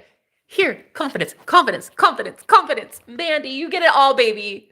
I love you so much. You can have anything you want, sweet cheeks. Come to Jenna the Magical. Come to Jenna the Magical. Tell her what you would like. What would you like today, Mandy? I will manifest for you the perfect opportunities. What is it that Mandy would like today? Come to me, Mandy. Come to me. What is this that you would like? Come to me, Mandy. What would you like? You would like the confidence now. Okay. We bring in the confidence of a goddess. Yes, we bring in the confidence of a fucking goddess. No one can touch you. No one can even look at you unless they are a god or a goddess. That confidence. Mandy, it goes on forever. That confidence is a godfidence. And you, my friend, are the sexiest bitch that has ever walked the face of the earth. There you go, Mandy. That confidence for days. It is yours for free. You can take it and claim it right now. I love you, Mandy. With every ounce of my being, I love you. Thank you for being here. So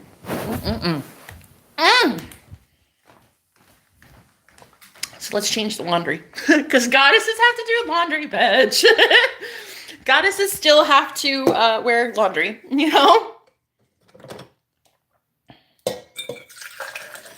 Pour myself another cup of caffeine. Straight to the bloodstream, babe. All right. And then let's get some laundry done, sweet cheeks. We gotta do some laundry. Goddesses still have to do that shit. I don't love it, but you know, whatever. It's the going rate. Yep.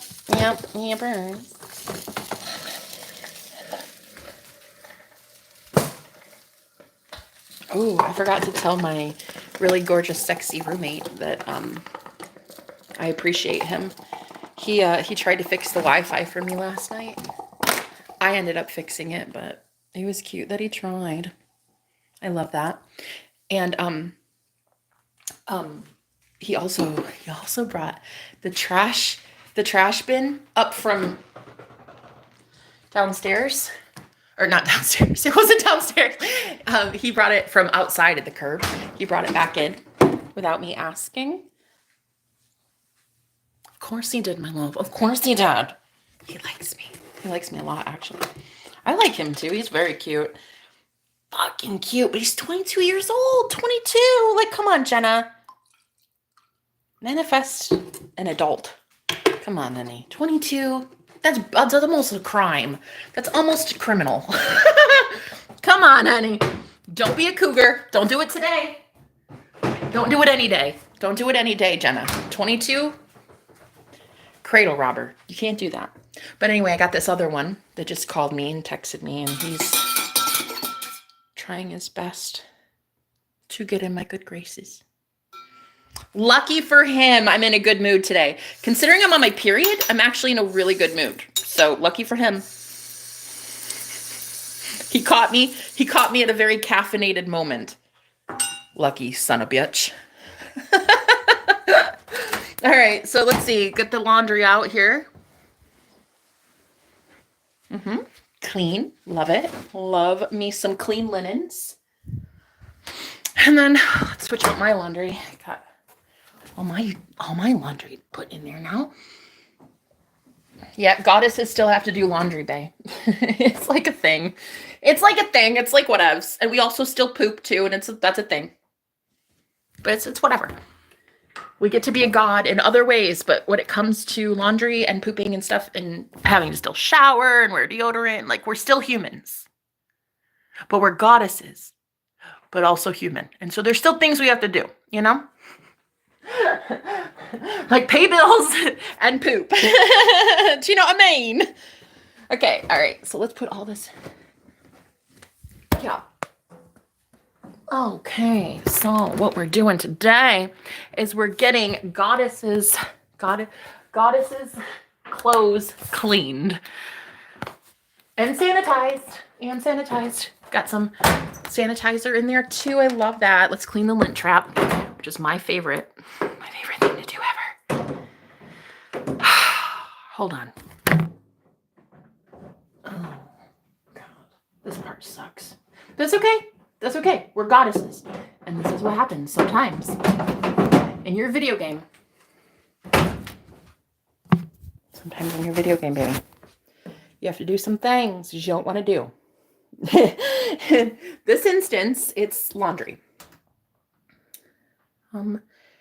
And play. You have to do laundry and you have to play. You have to have fun in life. That's when you know you escaped the matrix.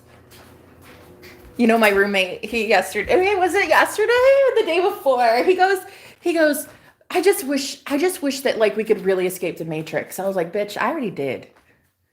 I already escaped the matrix, motherfucker. And he's like, no, you didn't. Excuse you? I said, wait a minute. Yes, I did. I escaped the matrix, bitch. He's like, no, you didn't. Or you'd have like millions of dollars.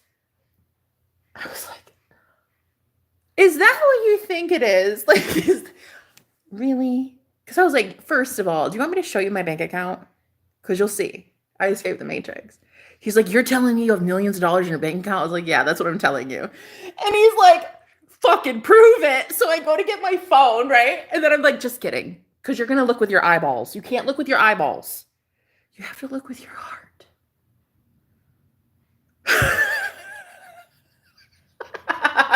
Look at my bank account with your heart. Then I said, no, this is what I said. I said, you have to look at it. You have to look at my spiritual inheritance with your heart. And then I'm basically hearing him say like, yeah, because that's going to pay your bills. Yeah. Like go to the water bill place and be like, hi, I'd like to pay my water bill with what, please? Amex? No, with my Aura. Can you just take it?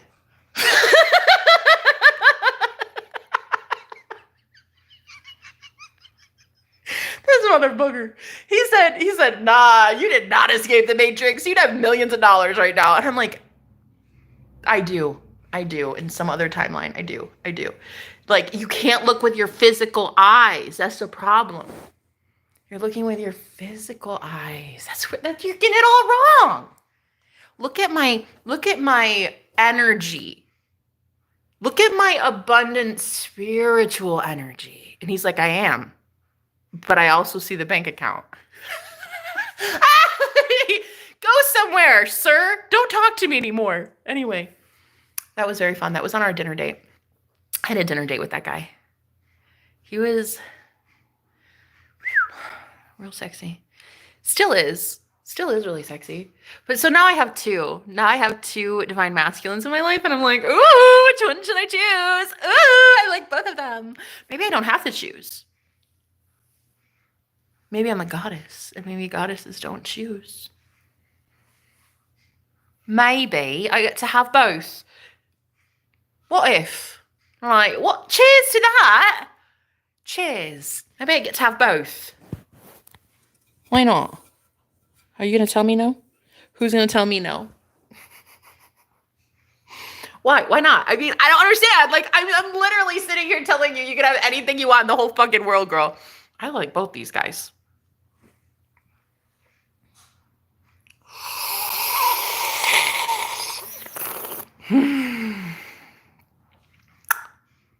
What mama wants, mama gets. Tell me I'm wrong. Tell me I'm wrong.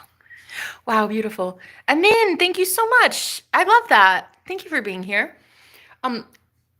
Listen, if I'm in the middle of trying to discern who is going to be my future hubby, I think I should definitely have more than one option right now. And I am not complaining. Both of them are amazing choices. They're both very strong, very sexy. Oh my God. In fact, I would dare say this is by far the most handsome bunch of men that I've ever manifested in my life. Well, I mean, because I'm consciously manifesting now. I'm doing it on purpose now. I was manifesting before, but I didn't know how to consciously do it. So when I would manifest things in my life, I lacked self-esteem. So I would manifest men that like, honey,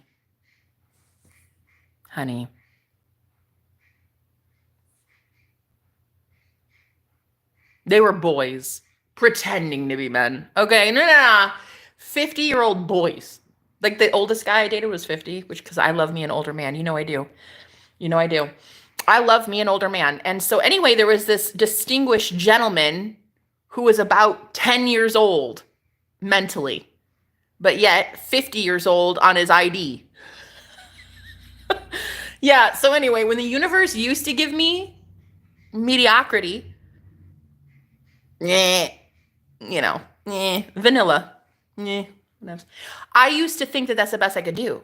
Well, I didn't know any better. I didn't know that I was creating this reality myself. I didn't know that I was God of my reality. So like anytime a guy would come in, I would just be like, oh, I guess. Okay, why not? And then I end up Schitt's Creek without a paddle, and I end up like giving everything I've got to a guy who honestly is not my dream guy. Honey, some of those men were not anybody's dream guy. God, some of those men weren't even their own dream guy. Okay, my God, Jenna. Yeah, that's what I had to do. I had to do some things I didn't want to do with some men I didn't want to do it with. And so I have learned. We're not doing that, ladies. We are a goddess. We are a goddess, and we wait and we save ourselves for gods. And if we're not attracting a god, we're not doing it right. So I have 2 men in my life right now. Very interested in both, and we're gonna see where it goes, because I love options. I love being able to, choose. So I've got 2 men that I'm very, very much into. They're both amazing in their own way. Okay, so one, he's like this. Ooh, honey, listen, the lust and the passion and the body, the literal physique of this man, like it makes me drool. I think about it. Like I think about him right now, and it's like, excuse me. I need to excuse myself to the ladies' room. Okay? It is just, oh my God, it is undeniable that man is the sexiest motherfucker that has ever existed. There's that one, and then there's this other one that is definitely a lot younger. He's only 22, but he's such a man. Like, he's such an alpha male. I love it. He's an alpha. And he knows what he's doing. And he's the type that takes out the trash for me. We had a date the other night, and I like him. A lot. Oh, I love what he's about. He's very goal-oriented, so disciplined. At 22, he's already talking about retirement and shit. I'm like, whoa, buddy. Whoa. Who are you? Like, listen. Like, you know what you need? You need a motivating mama. That's who you need. You need a motivating mama in your life, honey. So anyway, we've got a 22-year-old who is just drop dead gorgeous. He's got goals for days. He's got ambitions for days. And I'm sitting here like, yo, you come to me and I could have every single thing on your list manifested for you in 2.2 seconds flat. Okay? So he's my roommate and he is gorgeous. Yesterday, he helped me with the Wi-Fi because it was out. And I knocked on his door and I was like, housekeeping. And he opened the door in his boxers. I was like, sorry. Do you mind maybe helping me with the Wi-Fi? And he's like, yeah, is it still out? What the fuck? So he's like, let me get dressed. So he closes the door. He gets dressed, which sadly, unfortunately, I was like, it's fine. You can come down like that. Whatever, I can't see that. Anyway, point is, he comes downstairs. He looks at the Wi-Fi, and I was like, yeah, it's dead as a doornail, bro. I think this thing's done. He's like, well, we're going to figure it out. We're going to figure it out together. And so he goes to his car to get his tools because he's an electrician. And he's like, we've got this. It's like, we're going to win. We win at life. And I'm like, oh my God, marry me, marry me, marry me, marry me, marry me, marry me. But I couldn't say that. I just had to say, oh, okay.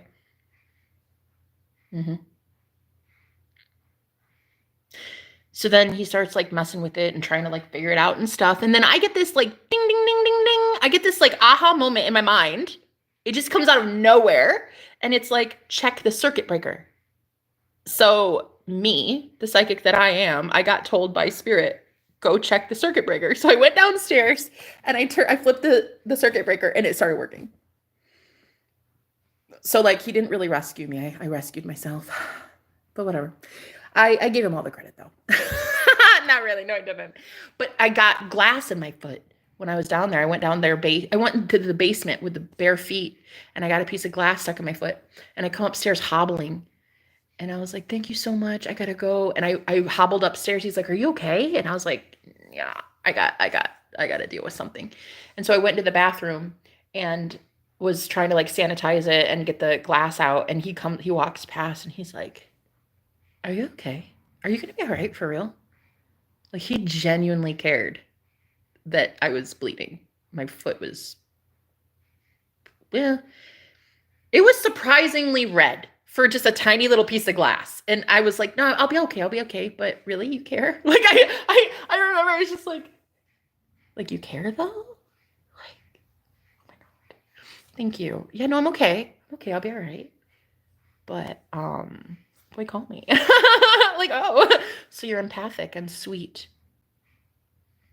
As well as good with your hands. Oh my God, I love it. I fucking love it. I manifested like the perfect man to live right next door to me. A roommate. Literally. He's been gone for 3 weeks. He was here 3 weeks ago. He left and then he came back. Girl, and you know what's so crazy is I manifested him coming back. And he told me that the other rooms that are available that are down the hallway from me, he was like, I kept trying to book those rooms and they didn't show up on the Airbnb app. Like they wouldn't show up as available, even though they were, because the lady kept saying it's available, but they wouldn't show up as available. The only room I could get was right next to you. And I was like, right. Right. Exactly. Exactly. I wasn't done with you yet. It's like he told me, listen, girl. So he left 3 weeks ago, okay? Once I hooked up with the other roommate, he left. This guy left. I think it's because he was so sad. I think he was sad. He was very heartbroken. I think is what it is. So he left, right? He left. And so for those 3 weeks that he was gone, he came back a couple days ago and he was like, yeah, the place I was at was haunted. And I was like, what? For real? Yeah, they had like ghosts there and shit. I was like, that's right. That's what you get for leaving my ass. I'll haunt your ass. Tell me I won't. Facts.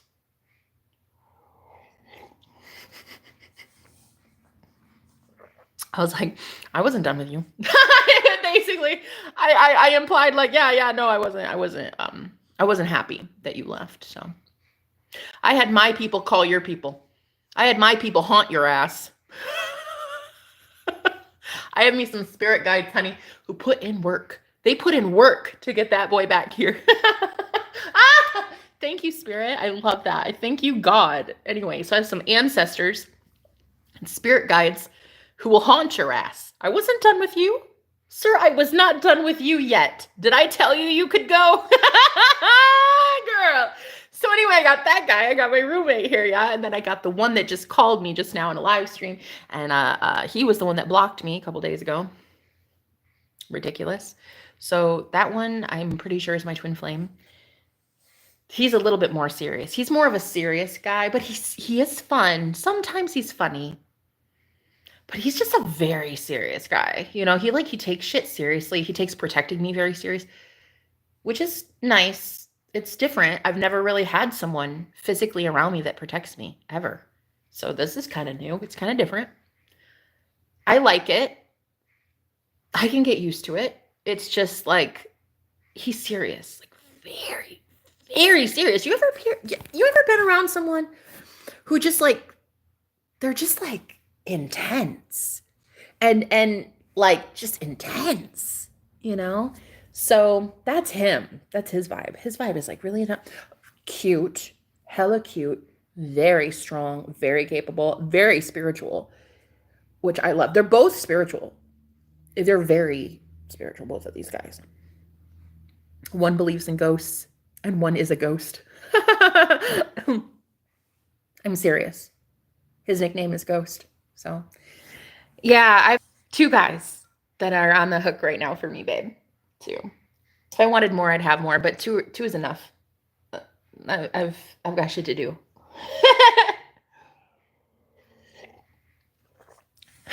What do you mean? Hair by what? Hair by Sasa. You want to go live? Get it, girl. Why? Go live. Go live. It's awesome.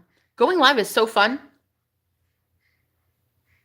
Well, hair is kind of eating, mama. Ooh, you mean mine? You mean mine or you mean hers? Because hair by Sasa, she's got it. You go live, baby. You go do it.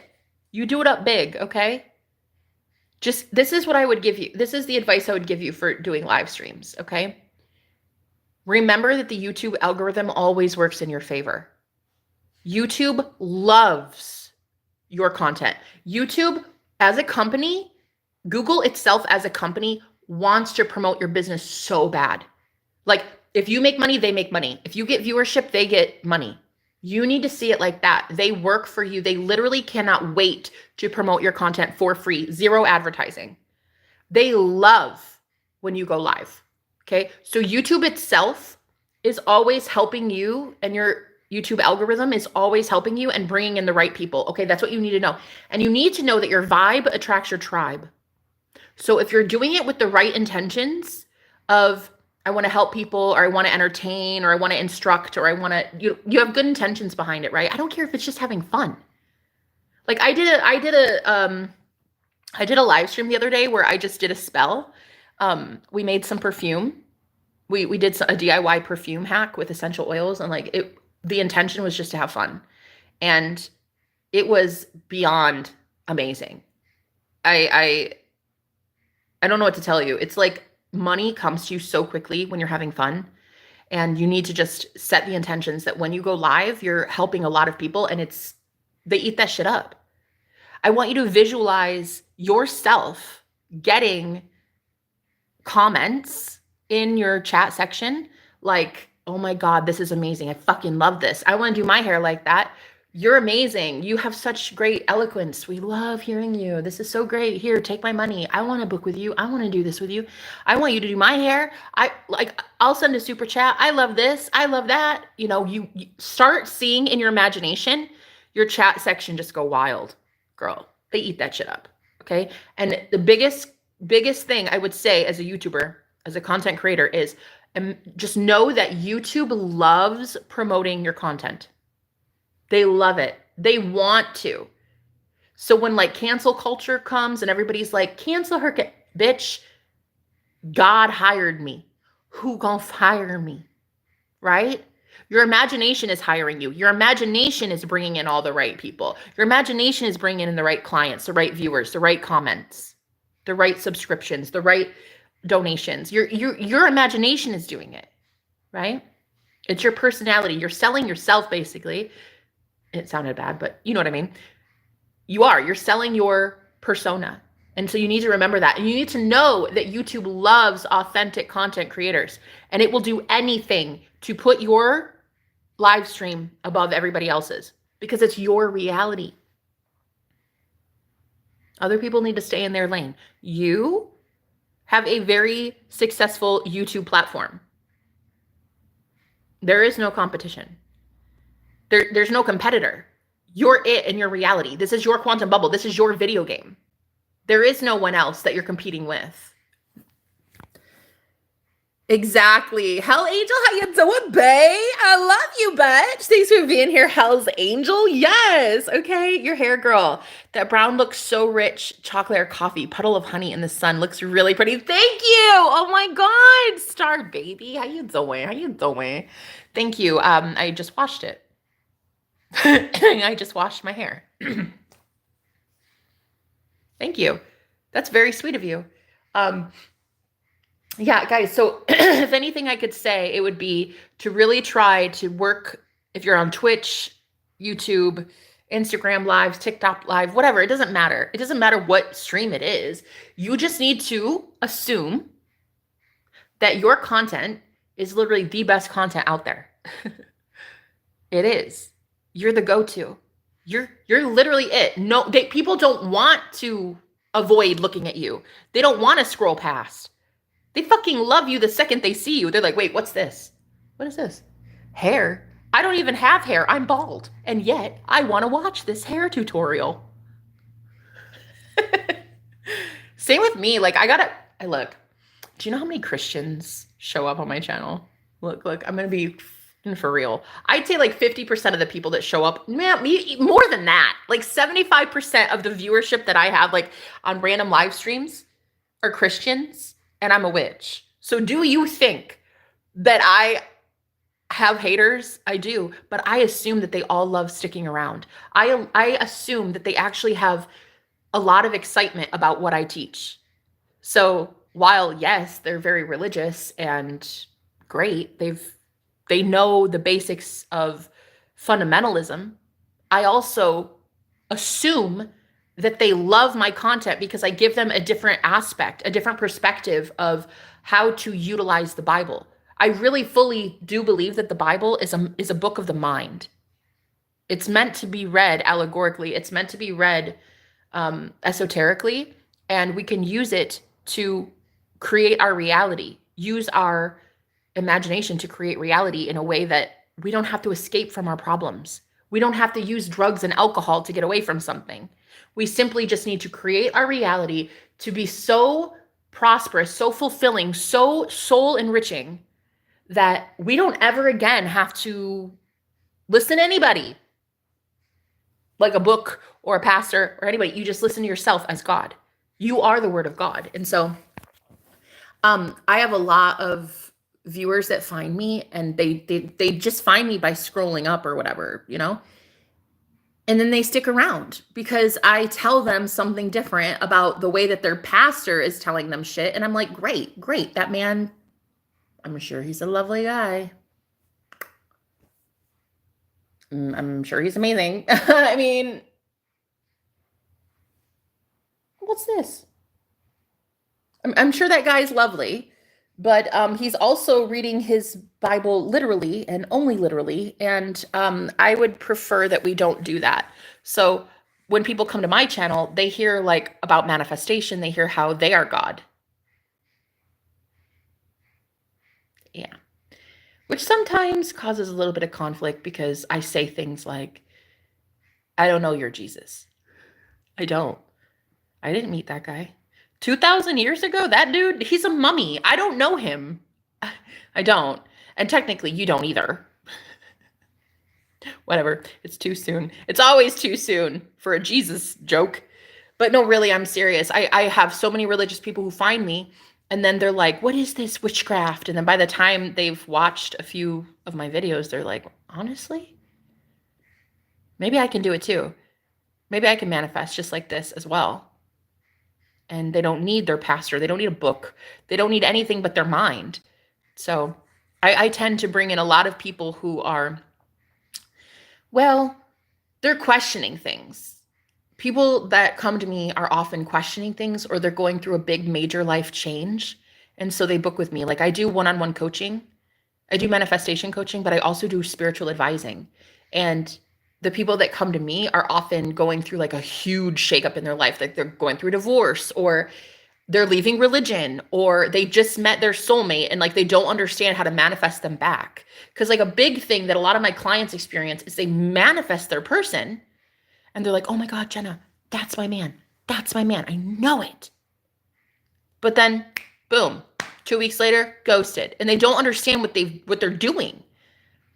Right person, wrong attitude. So it's like they come to me when they're going through a big life change, a new job, leaving their family or going through some sort of like divorce battle or something. And it's like, I'm really here to show you that you have been trained by the Matrix. You have been programmed by the Matrix. Society in general has its rules and its claws in you until you can break the programming. That's all you need to do. You just need to realize that you were programmed at birth to believe in the bullshit lies that society taught you. That's it. When you were in front of the cartoons at 7 years old, you took on subliminal programming from the commercials. When you went to school, you believed what your teachers told you, which were limitations.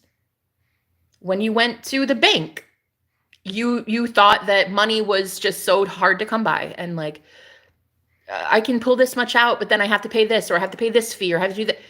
Every single thing that is in our world, you have an assumption about. You have been programmed to believe that it is hard. It doesn't have to be hard. It's literally the easiest thing ever. Manifesting, you've been doing it every single day, every single minute of the day since you were born. The only thing you're doing now differently is that you're consciously manifesting. Now you're manifesting what you want by having control over your thoughts, by having control over your mind. So like I say, a lot of people that are religious that come to me, at first they start out with, you're a witch, you need Jesus. But after a few times with me, they're like, okay, you know what? Maybe you have Jesus. Maybe Jesus is the one that cracked the code and helped you out the fucking Matrix the first place. So I absolutely can understand religion. I was raised in a cult. My grandparents ran the church. So I know Pentecostalism. I know Christianity. I know it. I know it like the back of my hand. But I also know that there are so many things that we don't understand. And religion doesn't answer any of it. Like, especially Christianity. You know what Christianity never fucking talks about? Reincarnation. Never. The goddess, Mother Nature, Mother Gaia.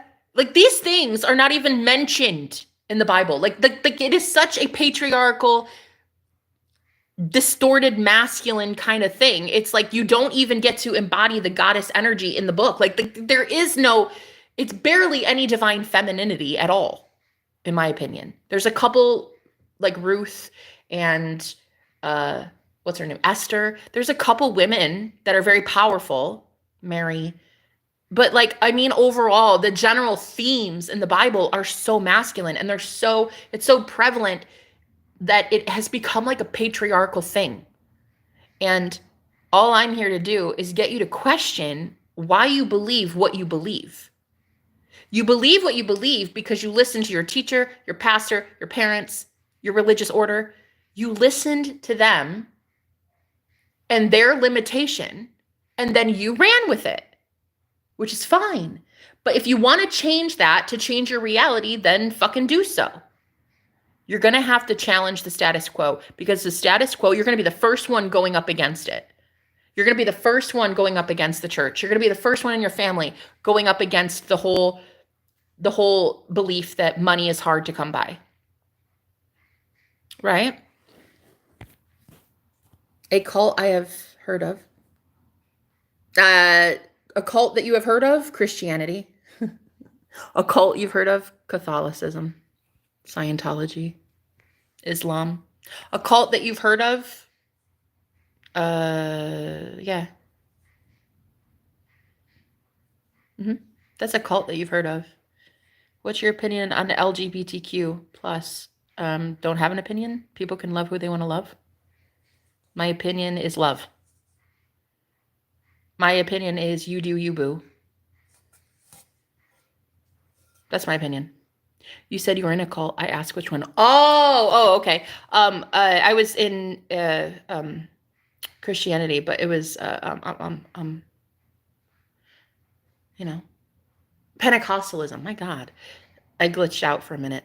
Pentecostalism. Yeah, my grandparents ran the church. They were Pentecostals, and so it was like, honey, it was like a cult of all cults. Okay, the kind that they would like put their hands on people and have them like convulsing kind of thing, on the ground, shaking, convulsing, foaming at the mouth kind of thing, casting out demons and devils, speaking in tongues, shouting in a different language that you never understood, like that kind of thing. And I was there, I don't know, 3 to 5 times a week, maybe. I mean, I was raised in the church, so they're my grandparents. So then I would stay with them on the weekends, or I would live with them during summer, like the Bible's camps. Oh my God. Just basically I was raised in it. And about 16 years old, I started really getting bold in standing up for myself and challenging my grandmother, who was the pastor, and she did not like that. I was the oldest in the youth group. So she actually would call me like Satan's spawn. She thought that I was the devil because I would ask questions in church right in front of other kids. And so she punished me for doing that. And she was like telling my family, like, Jenna's got the devil in her and blah, blah, blah, blah, blah, because I would ask questions. Like, dude, did he really live in a fish though? Did he live in a fish for 3 days? For real, for real? What about the oxygen levels there? 3 days? Damn, that's a long time. It's a long time in a motherfucking fish. And I would ask, just fucking answer the question, lady. Just answer the question. Did he literally live in a fish, Grandma? Yes, he did.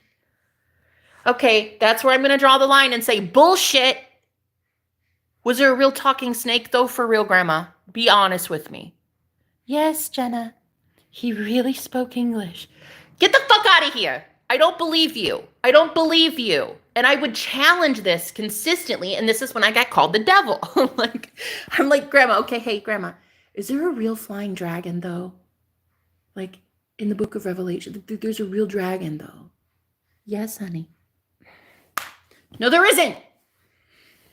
And then it was like, and then I would be the type to challenge God's morality. That was always my favorite. I love doing that. See, honey, this is what gets me in trouble. This is why my boyfriend thinks that we are the most hated people on the planet. Because I love to challenge God's morality. Here's the thing. The Old Testament God, in my opinion, is a total fucking narc. Total narcissist. Vain, selfish, cruel, murderous, superficial, needing worship. Like, come on, bruh. That is a fucking devil if I've ever seen it. Like, hey, listen. The Old Testament God is basically the devil. So come at me. Tell me I'm wrong. Tell me I'm wrong. He flooded the entire earth because he had a stick up his ass. Because somebody told him no. Don't come on my channel telling me that I need Jesus when you go worship a murderous tyrant like that. Bitch, bye. I'm not about it. I don't care. Does it irritate you? Stay irritated. Stay irritated. Because you know what irritates me? Having to worship your God. Because your God's a fucking dictator, bro. Facts. You know what irritates me, Grandma? Not being allowed to question why a God from the Old Testament would murder innocent women and children, and then I'm sitting here having to worship him in church. Bye. Bye. It doesn't make sense to me. It doesn't make sense to me. It might make sense to 3 billion people who worship the beast, but it doesn't make sense to me. So what I'm going to do is I'm going to sit here on my little pleasantly plump rump. I'm going to sit right here with my coffee. I'm going to talk to some cool people about some cool shit. And it's not going to be how we should all worship a really traitorous, murderous, horrific God known as Yahweh. Yeah, no way. Yeah, no way. Yeah, no way. Stop being like that. Stop being like what? Awesome? Cool? Free? Opinionated? Stop being like what? Badassery? Girl, go somewhere. This isn't the chat for you, sweet cheeks. You're going to want to keep scrolling up. This isn't the place for you, honey, because first of all, I'm 35 fucking years old. I haven't shut up yet. I've had men literally threatening to kill me and I haven't shut up yet. Honey, why would I stop now? Because some guy named Soccer tells me to. If that is your real name. A troll from Trollville? Honey, go somewhere. Like back to the soccer field. Shoo, shoo, shoo, shoo. I don't know you, bruh. I'm not going to stop talking because you tell me to. Honey, I've had literal warlocks paying to have me killed. I haven't shut up yet. Who are you? I'm sorry. I don't know. Moving on. So my opinion is that the Old Testament God is a dictator and a narcissist. And those of you who come to me saying, I need Jesus, I would dare say, y'all need Jesus. Y'all need Jesus. If you're telling me that I have to go worship that asshole from the Old Testament, no, I don't. No, I don't. And I would love every day for the rest of my life to sit here and challenge you on that. And I would love that other people listen to me as I do it because, girl, I make too much damn sense. I make way too much damn sense. That's why they've been out to get me since the day I was born, 35 years ago. Honey, I've been at this a minute. I'm not worried about you, soccer ball. Go somewhere. I literally kicked your cousin volleyball out a couple weeks ago. Go on. Shoo, shoo. Shoo fly. I don't know you. So no, I mean, seriously. People tell me all the time, Jenna, you need Jesus. Do I though? Do I? Do I need him? Or do I already have him? Because if you're telling me that you can't tell I already know Jesus, I already have Jesus's love, I would question your intelligence. I would question your intuition. I would question you. And I'd be like, wait. I don't trust you though. Cause like, if you can't tell I already know that guy, something's wrong. Yeah, I don't know. Something's wrong. Like, I don't know what to tell you. I already know him. Jesus and I. Oh yeah, we're good. We're real tight. Thank you. Thank you for your concern. Love you, hon. I love you, Joy. I love you. Oh, my Joy. I love the name, girl. I love that name. Okay, so I believe what I believe because I felt it. I know it's real. I believe because of the truth, not what anyone's told me. You're right, though, that the church is messed up. Exactly. Loru, I love that you learned because of you. The same way I learned about Jesus, I learned because of me. I went within and I found God. I went within and I found Jesus. I didn't need to find Jesus in a book. I didn't find Jesus in a church pew. I found God within. And better yet, God found me. That's the best news. The best news is not that I love Jesus. The best news is that Jesus loves me. Okay, hey, for those of you in the back, listen. The best news ever is not that I love Jesus, that Jesus loves me. That's the best news ever. So people get it twisted. They come onto my channel and they say shit like, you need Jesus, witch. I'm like, bruh, I'm a witch because I already know Jesus. Oh, it's fun. I love my life. I really do. I do. I really do. Like, I love myself. Look. I do. I love what I teach. I love how amazing life is. I love the universe. I love God. I love source. I love myself. I love what I talk about. I love how I teach. I love what I teach. I love everything about my life. I even love the trolls that come up to me and challenge my ass because I'm like, you can't stand on it. You have no leg to stand on, bro. Your God, the one that you're telling me about in the Old Testament, is a freaking tyrant. He's a bully at best, a psychopath at worst. Facts. Tell me I'm wrong, honey. Tell me I'm wrong. That man sends fire down from heaven when you piss him off. Tell me I'm wrong. That is such a typical narcissist move. Well, hello, Lomax. How you doing? Where? So we're just talking today, Lomax, about how people show up on my channel and they say, I need Jesus. Can you believe that? Me. They say that to me. I know, they do. That's actually, I get told that a lot. Like, you need Jesus. And I, like, the first thing I say is, bitch, you need Jesus. It's fun. I love my life. Anyway, I do have to pee. I'm noticing that. I have a full bladder right now. But one of the best things about me is that I don't give a fuck. If anybody comes to me and they're asking me to give a fuck, I'm like, whoa, buddy. Whoa. Put it down. Put it right. It looks like you're about to have me give a fuck. Put it down. Step away.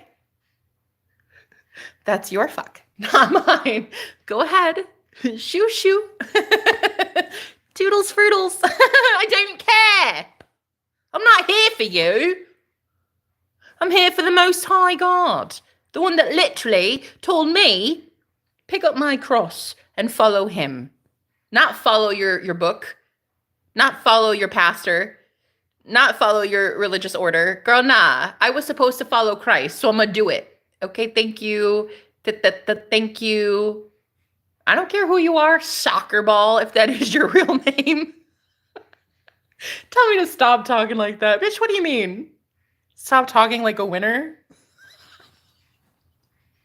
Stop talking like a goddess. Like, no! Stop talking like what, honey? Like an apostle? No. I like what I talk about. I can't help it that you just don't have a sense of humor. That's a you problem, girl. Go somewhere. These people passing judgment is going to hell because that's a sin to be passing judgment. Facts. Honey, they're not even going to hell. They're already in hell. They want to bring you down to it. That's all it is. They want to lead you right on to hell. It's like, fine. Bye. I prefer heaven. I prefer to just love my life and do this. Do exactly what I'm doing today, which makes me happy. I want heaven on earth right now. So the only one that got me to heaven is Jesus Christ. Hallelujah. Amen. And if you think that the peace that I have, the happiness, the joy that I have comes from the devil, bitch, you did not figure it out. Something's wrong with you. If you think that the devil can give this level of peace and happiness in a day, this level of contentment, the way that I have cracked the code of the 3D and figured out how to manipulate my reality to benefit me and others, if you think the devil orchestrated that shit, honey, I've got an igloo to sell you in Iceland. Actually, never. No, there's no ice in Iceland. I've got an igloo to sell you in Alaska. Okay?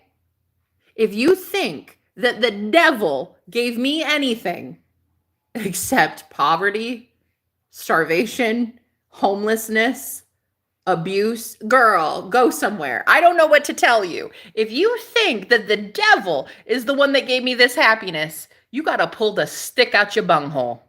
If you can't tell that I already know Jesus Christ, and you tell me some stupid bullshit like you need Jesus, go somewhere. Literally go somewhere, like back to church. Go on. Go sit in a pew somewhere. I don't care. If you can't tell, I already know that guy. That's a you problem, not a me problem. So yeah, like I would say like 75% of the people that like show up on my channel, they're religious, and it's cool. I don't hate religious people. I might hate religion, but like I don't hate. I'm trying not to hate anything. Like it's bad for the skin. But I have a lot of religious people that show up on my channel. Like the first thing they say is like, "Girl, you need Jesus." Out here teaching manifestation. That's of the devil. Right. Okay. Run along now. Out you go. Toodles, toodles, fruitles, my lords. Out you go. Because Jesus was the one that said, ye are gods. He said, does it not say in your law, ye are gods? I can't help it that I took that shit seriously. I cannot help that I wanted to be the Most High God. I cannot help that I have that level of Godfidence, though. And that when somebody tells me no, I say, haha, cute. I can't help that I know I'm a goddess and that when I speak, the universe listens. Yeah? I can't help that I know this 3D matrix is my bitch. I can't help that I know what to do because God has given me the grace and mercy in knowing what to do to create a better heaven on earth for myself. That's not my problem. That's a you problem. You didn't figure it out. I figured it out. And so what I'm going to do here is I'm going to sit right here on my pleasantly plump rump, drinking some coffee. And I'm going to chat with some amazing people who also want to figure it out and realize that they too are Jesus Christ. And if you don't like that, well, I suppose you could go back to Mass or church. You can go somewhere. You probably don't want to be here because, like, this is, you know what I mean? You probably won't want to be here. But yeah, honey, I've been talking about this stuff for a very long time. I got excommunicated from the church for it. So there's that. Yeah. My last boyfriend that I was with, he was Mormon. And he was like, well, I'm going to go to church Sunday. And it's like, we were on a date. He was driving me somewhere. Driving me crazy is where he was driving me. And he goes, yeah, I'm going to go to church on Sunday. And you probably don't want to come, right? And I was like, even if I did, and that's a big if, I'd be kicked out in 5 minutes flat and you fucking know it. And he's like, good point. Yeah, you wouldn't make it. Right. So anyway, I had to really figure out my life choices and ask myself why I'm dating a Mormon who is literally believing that he is God's gift to humanity in ridding the world of witches like me. So like it's a modern day witch hunt, just dating that guy. So I had to ask myself, do you really think that being with a guy like that is probably beneficial for the soul? Anyway, that's why he's my ex-boyfriend, because it's like, next. Bye. Boy, I'll have another you in a minute. Matter of fact, he's already here renting the room upstairs. I have a roommate that's here. He left 3 weeks ago and came back a couple days ago. I didn't even know it, but I was manifesting him coming back. And he showed up, and the same night that he showed up, I helped carry in his bags. And I was like, where have you been? He's like, I was at this other Airbnb, and it was haunted. Huh. Really? You don't say. Yeah, that was me haunting your ass. I wasn't done with you yet. You just thought you could leave. I don't think so, bitch. You come back here. Mama wasn't done. So we bring in his bags, and he had some food, and he was like, so you want some grub? Want to eat with me? I was like, really? Yeah, try it. It was empanadas. His mom made empanadas from 3 hours away. Like he traveled from 3 hours away to be here. And he's like, do you want some? And I'd never had an empanada in my life. I was like, I don't even fucking know what that is. Such a white girl. I'm so uncultured. So anyway, I was like, I don't know what that is, but it sounds delicious. And if it's with you, I'd love it. Ooh, yes. Let's break bread together. Yeah.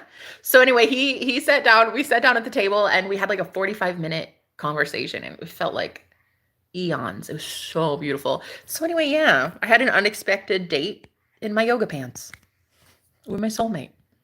So whoever tells you that you cannot manifest your soulmate knocking on your damn door is wrong. And I would challenge them. I would challenge everything you believe about dating. I would change it all right now because I was in my yoga pants and I hadn't even showered.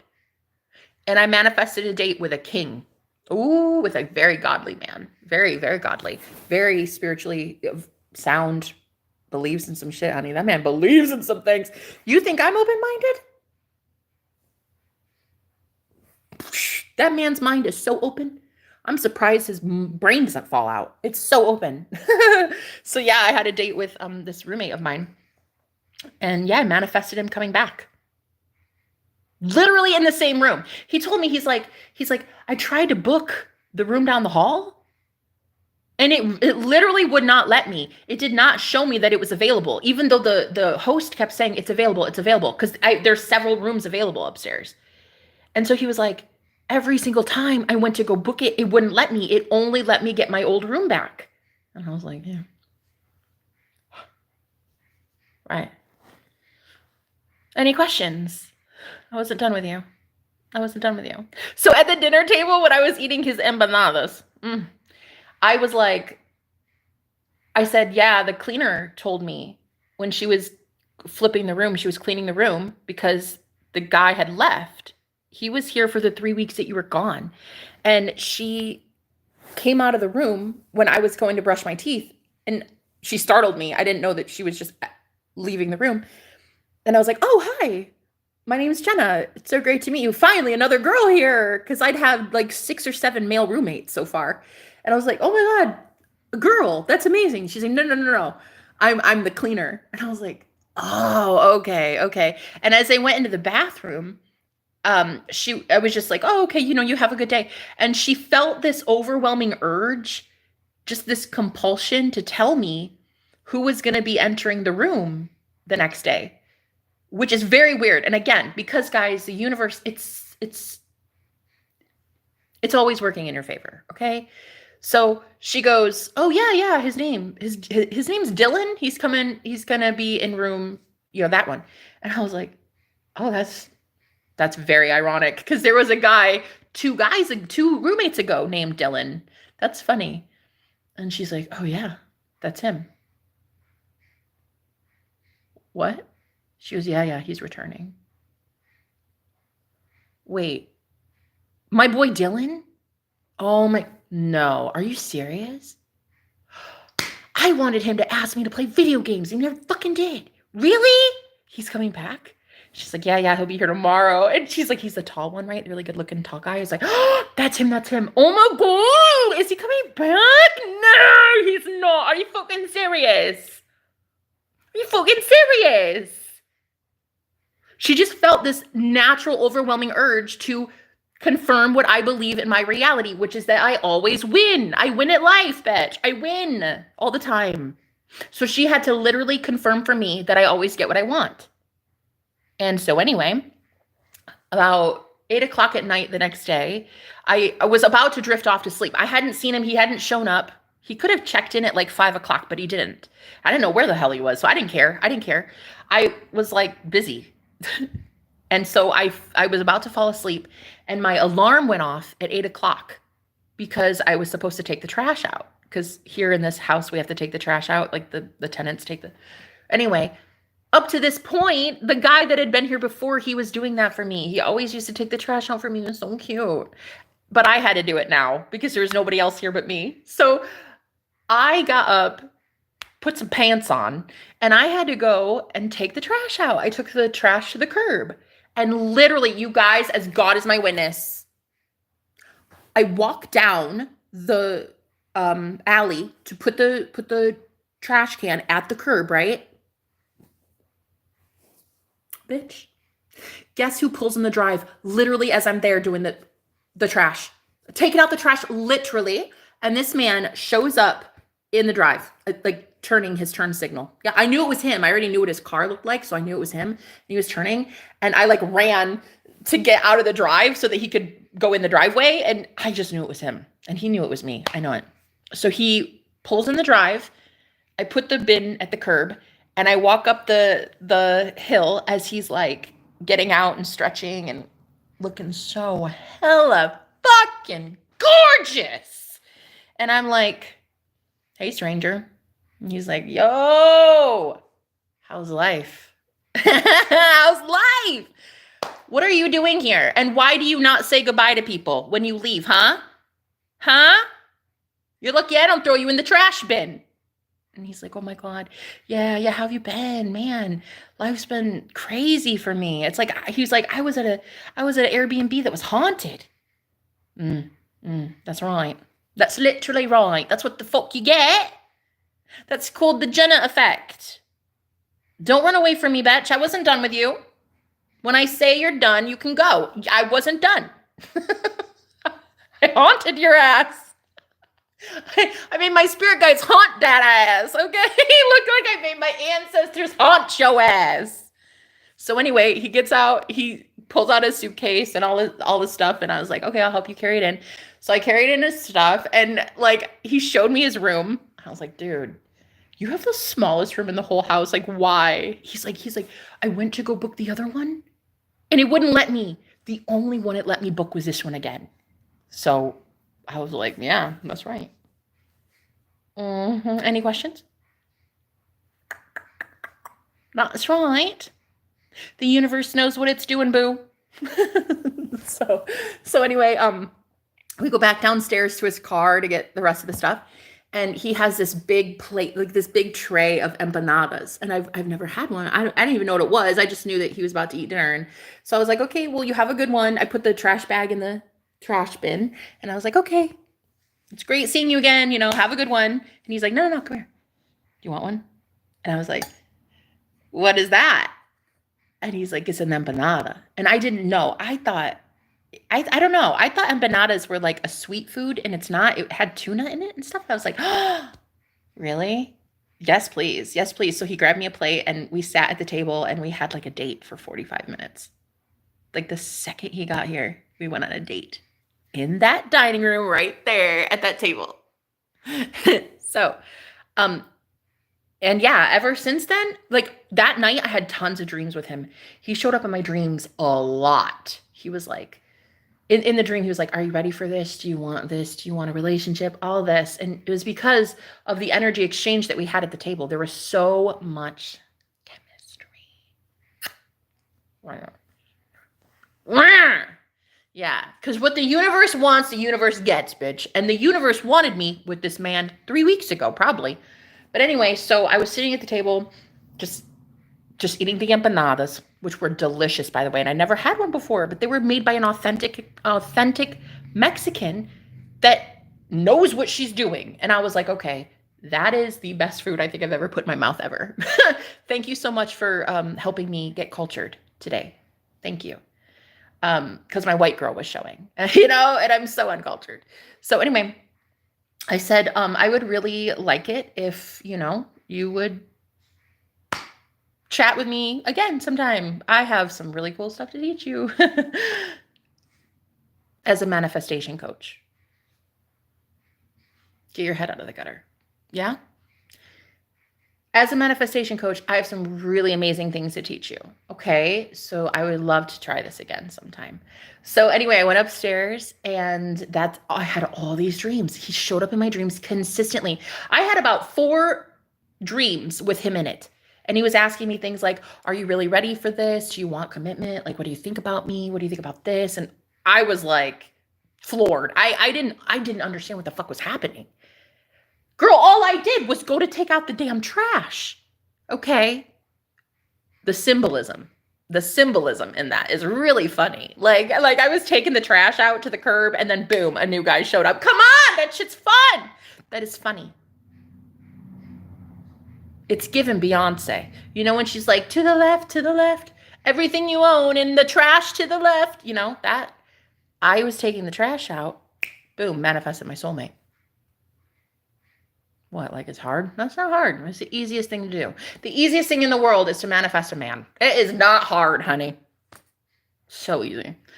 But anyway, so I had all these dreams with him in it, and he was like, "Are you really ready for this? Do you want, like, are you in it for a relationship? Like, what are you doing?" And I'm thinking to myself, I woke up and I'm thinking, you're 22 years old. Are you ready for a relationship? 22? Honey, I'm old enough to be your mother. Are you ready for a relationship? Damn. I'm 35. Honey, that is almost a crime. You're 22. That is almost a crime. I'm not even supposed to like you. I don't even know if I'm allowed to like you. I don't even know if my eyeballs are even allowed to look at you, to be honest. 22? Honey, that's a baby. You're a wee little tyke. 35? Honey, I could be your mother. Anyway, so this guy in the dreams, he was like, yeah, are you ready? Are you ready for this? Are you ready? Are you?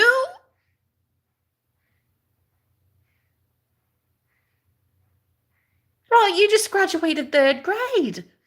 Are you ready? Anyway, so I got him on the hook.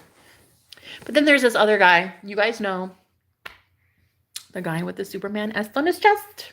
You know, that one that I hooked up with 3 weeks ago. Oh my God. Girl, I still fantasize. I still go into my imagination and replay that over and over and over again. Okay, that one is still very much in my mind and other places. Boy number 2. So we're doing it up, ladies. We're doing it right. Okay, we are cracking the code. We are figuring out how to do this the proper way. Listen, so I was blocked. The other guy, the Mr. 3 weeks ago, Mr. Superman, S on his chest, tattooed on his chest.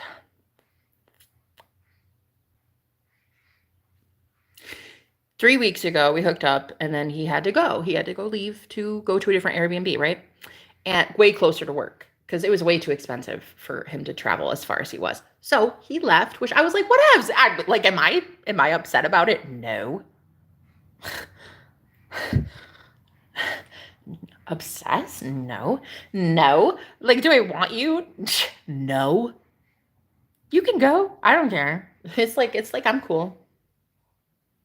Yeah, but really no, like foaming at the mouth, basically. Basically for 3 weeks straight, hyperventilating and being like, I need this man back in my bed right now. Like basically it's been that for about 3 weeks. And so while we were texting each other, because we had been texting, it was just getting more and more distant. Like he was just being really cold and aloof and like thinking he didn't have to like text me or call me. And so I was like, listen, I'm a goddess. I am a goddess, honey. I'm a queen. Just because you're physically away from me does not mean that you should be emotionally away from me. So I stood on my principles. I said, no, I do not accept this. I do not accept this behavior. This is some bum behavior. No, because I don't want no scrub. Scrub is the guy that can't get no love from me. No. So I basically told him, back off. I did that because I love myself and I knew that I'm the prize, not him. Boy, have a seat. I don't care how gorgeous your chest is, and I don't care what you're packing down south. Have a seat, sir.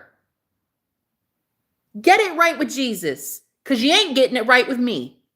So I told him, I did, honey. I went off. I told him, listen here, buddy. Listen here, buddy, with the breadcrumbs. You're not going to breadcrumb me. Oh, hell no. You are going to give me what I deserve. Right. So I broke it off with him. I said, I don't want this anymore. I'm going to move on. It's going to be a big thing. It's like I won't remember you tomorrow. Lies of the devil. Lies of the devil, girl. That was the lie of the devil. So I said, I'm not going to remember you. Shit. I got to go. I got bigger and better things to do. Okay, I don't know you. I don't know you. Bye, boy. So then he blocked me.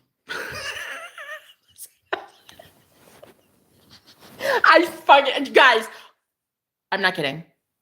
It's not a joke. I said, Rude, you think you're going to give me breadcrumbs. I don't think so. I'm a goddess. Okay. Okay. I don't need you. So I told him this, and then he goes, blocked. He literally wrote me blocked and then blocked me.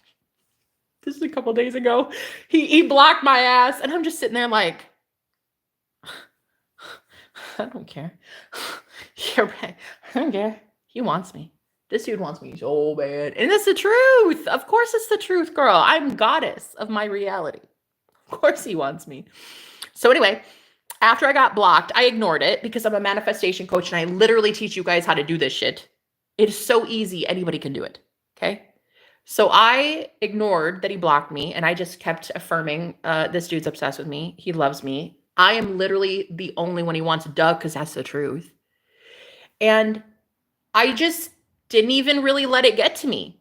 I just knew that I was the prize and he's just going to have to figure out his life choices.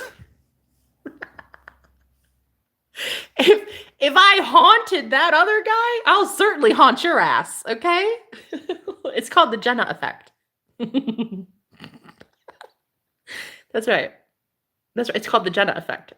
Ask all men that have ever dated me. Ask them. They know all too well what it's called. They know, honey. They can't get over it. They can't get over it. It's okay. It's okay. Go to therapy. You'll figure it out. But I had this feeling like if I texted him and first and said something like, I really miss you. I love you. I need you, whatever. Don't do that. Don't do that. But I will say though, last night I got this overwhelming emotion. I cried for 2 hours and I knew it wasn't me because yesterday was like the happiest I'd ever been in my life, girl. I loved yesterday. And I knew it wasn't me. So I was like, why am I so fucking sad, bro? I started crying. I had snot rags everywhere for 2 hours straight, girl. I cried from the chest. It was so devastating. And it was weird because as I was crying, I knew it was him. I knew it wasn't me. And I started saying things like, I could envision him in my head talking to me, saying things like, I'm free to go. I'm free to be with you. I want to be with you. It's you. It's always been you. I can't believe I even got it twisted for 2 seconds. It really is you. And I can do this. I can do this. We could do this together. And no sooner, girl, did I fall asleep. And he showed up in my dream. He showed up right in my dream, just boom, right there. And I was playing a video game in my dream. And I woke up from the dream to a text message from him. He had just texted me like 20 minutes before I woke up. So I was unblocked. So he unblocked me in like, I don't know when, but it must have been this morning. And so it was a song link. It was a link to a song by Lana Del Rey. It was the video games song. Video games. It's you. It's you. It's all for you. Yeah. Everything I do for you or something. Those were the lyrics. And he had texted me that. So like, girl, I woke up knowing. I was in the knowing, like, duh, of course this man wants me. Just, duh. That's never been the issue. The issue is not, does he want me? The issue is, does he believe he can have me? And this is really, ladies, where we need to be as divine feminines. Hey, this is where you need to be as a goddess. Not, do they like me? Of course they do. Everyone's in love with you. The question is, do you believe that they believe that they're good enough for you? They think what you think they think. And if you're thinking that they believe they're not good enough, they're not rich enough, they're not handsome enough, they're not whatever, they can't have you, then that's how they're going to show up. They're going to show up scared because he was terrified to be in a relationship with me because he didn't think he was good enough to protect me. He didn't think that we would be safe as power couple. And so he believed that enough to push me away. But then in no contact, I had to say, nope, he's ready. He's 100% ready. He knows who he is as a protector, as a divine masculine, as a provider. He wants to take care of me, nurture me, protect me. I had to go and change the script and how he thinks about our union, right? So no contact is actually a very big gift. It is a gift if you can see it like that, ladies. When they dump your ass and they ghost you and they block you, honey, take it as a gift, okay? Because it's inevitable. They are coming back. Of course they're coming back. You're the creator of your own reality. Of course they're coming back, right? So anyway, after he texted the link, the song link, I came down here to do the live stream, and I just wanted to tell you guys, like, duh. Of course that happens. I always get what I want, and I want him, so duh. It didn't take long. 2 days or 2 years. It doesn't matter how long you've been blocked for. You are God. Time is irrelevant. It doesn't matter if you've been blocked for 2 years, girl. All it takes is a snap second, okay? So I went on a live stream right now to talk to you guys about it, and he literally called me while I was live, and I had to block and decline him because I'm busy. But yeah, I mean, it's inevitable. If that were your husband right now, would he be blocking you? No. So get into the state of, he's already my husband. He can't block me. Nobody can harm us. We're married. We already live together. We're happy. We're having kids. What? Nobody can hurt us. We're God, though. Like, we're the creators of our reality. He's a manifestation mentor, and so am I. And so he just thought that people don't like us together because we are very powerful. And I'm like, yeah, we are very powerful. And where it used to be that people would punish us for being powerful and people didn't like us this powerful, a lot of people are ready for it now. A lot of people are ready in this world to take their power back, and they want us powerful. They want a king and queen together. So that's what we're going to have. But I had to change how he believed. In my reality, he had to show up as that version of him that is ready to fight for this, right? And so now he is. He's strong. He's stepping it up. All divine masculines are stepping it up in my reality. They're all ready to fight for love. Every last man that shows up in my reality is ready to fight for love. They fight for me. They fight for other women like me. Every man that shows up in my life is ready to fight for the collective. Period. That's it. They're all leaders. They're all alphas. They're all divine masculines in their power. And so I don't let the universe show me anything except that. They all come in ready. They all are ready for union. They all are ready for commitment, right? So you have to get to that level, ladies, where you know without a shadow of a doubt that that man is ready. And that's the problem. You're not convinced that they're ready yet. Some of you don't even know what you're saying. You type it out in the chat and you're like, yeah, but he's with that other girl though. He's not ready because like he still does this, and he's still like he's an alcoholic, and he's doing this, and he's not ready for love. And you don't even get that you're telling the universe how he needs to show up. You're telling the universe, the matrix, to bring him in weak sauce based on your assumptions of him. And I know what your assumptions are because you fucking type it out and you tell me, oh, he's not ready, Jenna, because he's with the wicked witch from the past. I don't care. Thank you for fuck. I don't care. He is yours. You are his. That's it. Now, the problem is, why do you not have him right now sitting next to you or calling you or taking you on dates or whatever? For me, I don't really want him next to me right now. I want him to really think about some things, yeah? As he called me just now. I really need to ask, do you deserve me calling you back? You are cute, so I will call him back. I really want him. Why not? See, I'm not the type of girl to be like, I'm going to manifest him. And he finally comes in and then me not like care at all. I absolutely want this man. So I'm not going to be pretentious. I'm not going to be a prude. I'm not going to be some bitch. I'm going to call him back because that's what I want. Because I'm a grown, grown adult female who has a brain and compassion. And I'm not about to play a man because I don't want to get played. So why would I play some guy like that? Manifesting him, have him on the hook just to like dangle a carrot in front of him. Like, no, girl, no. So I'm definitely going to call him back. It's going to be a great conversation. I'm actually really looking forward to it. And I get what I want. I always get what I want. And you guys get what you want too. It's so easy. It really is as easy as standing up for yourself and saying, I don't deserve you having emotional distance problems. I don't deserve a man that won't be emotionally open to me, period. Like, that's not what I deserve. So, okay, bye.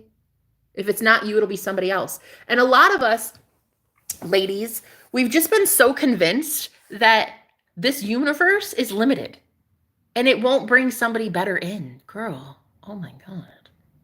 Oh my God, honey, listen to me, listen to me, listen to me, girl. I thought that my ex-boyfriend was bigger and better. You know what I'm saying?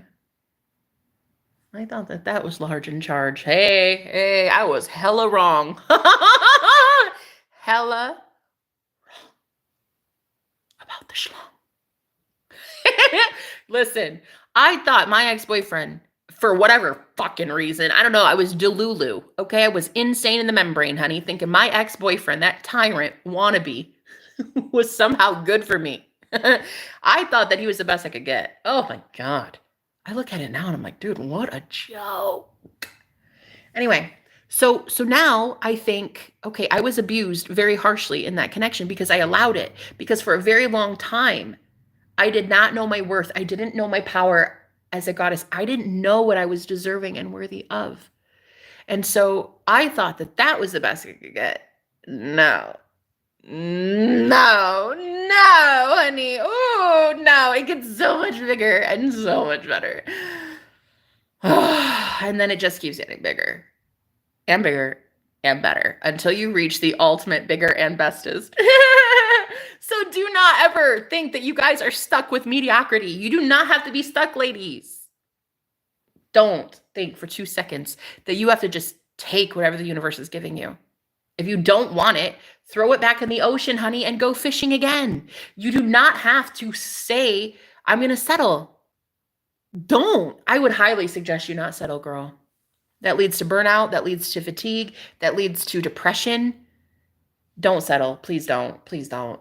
Please don't. I don't care how long you've been married. I don't care if there's a ring on your finger, honey. If you want divorce, trust me, I am that type of girl that you can come to talk about that because I've already been divorced. I've been married and I divorced in 2019. So I am not that type that sits here and tells you that love would stay in a loveless marriage for 50 years. Oh, well, I have to stay because what?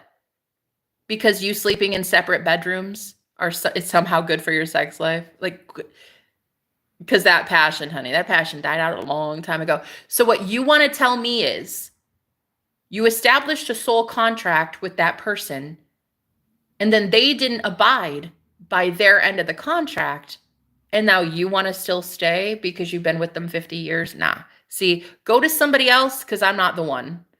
I'm the type of girl to tell you as my client that you need to leave. You need something far better. I don't like settling. I hate settling. I hate it. And I do not like it for you either.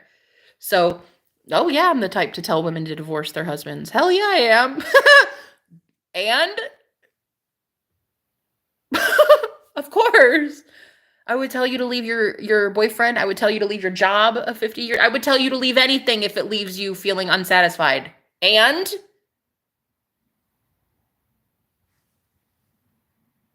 you're God, though. Like, and I don't know what to tell you. I'm that type that just does not settle. And why would I tell you to settle?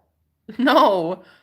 Go be the happiest person you've ever been. Go be their highest self, your highest version. Let me guess. You weigh like 45,000 pounds, right? Am I right? Am I right? Am I right? Hey, I highly suggest you pull your head out of your bunghole because your douchebaggery is showing. Have a good day. Jenna, 35-year-old fox. What are you talking about? Of course you can have a 22-year-old. Hey, girl. He is telepathically talking to me too. Like last night. Well, he helped me with the Wi-Fi yesterday. He's an electrician. So I knocked on his door and I was like, knock, knock. Housekeeping. And then he opened the door in his boxers, girl. I was like, hi. Do you think you could help me with the Wi-Fi? Because I don't know why, but it's out. And he's like, damn, is it still out? Really? I saw that. I was in the middle of a fucking match playing with his video game boys, you know? He's like, yeah, I was right in the middle of a match when it went out. All right, let me get dressed. I'll be down there in a second. So he comes down and he's like, yeah, I'm going to go get my tools. Be right back. And I'm like, your tools? Like, you got to go get your tools. Okay. You do that. And then as he was coming inside, I got this idea, like, ding. Oh, check the circuit breaker. Oh, great idea, Jenna. Great idea. So I went to the basement and I flipped the switch and it worked. It was so easy. Like, it was so easy and I saved the day. It was me. I did it. But then I got a piece of glass stuck in my foot because I went downstairs in the basement barefoot like a fucking idiot. So I went down there and I came up with a limp and I was like hobbling and he's like, are you okay? Are you all right? And I was like, nah, well, I gotta go. But thank you so much. We got it fixed. We're good. And I went upstairs and he was like, he followed me upstairs and he looked in the bathroom. He's like, are you really going to be okay? Are you all right? I was like, I had a piece of glass stuck in my foot. He's like, oh, okay. You okay? Yeah, I'm going to be fine. It's not a big deal. Thank you for caring. Thank you. What I wanted to say was, could you get it out for me? Could you get it out for me? Please, just in there. Please. That's what I wanted to say, but nah, I'm a professional. I'm an independent woman. I'm very strong. So I just got it out with some tweezers. It was very painful, but that's okay. There was a lot of blood on my foot and I was kind of embarrassed to have him see it. So I was like, no, I'm good. He's like, okay, have a good one. And I was like, you too, thanks for the help. Thank you for helping me. I love it. I love it. This is my life, girl. My life is literally this sexy. I romanticize everything in my life, and because of it, the universe just keeps sending blessings. I get blessing after blessing after blessing after blessing. My life is so easy. It is so easy. I live life on easy mode, period. That's it, end of story. And that's what you are supposed to do.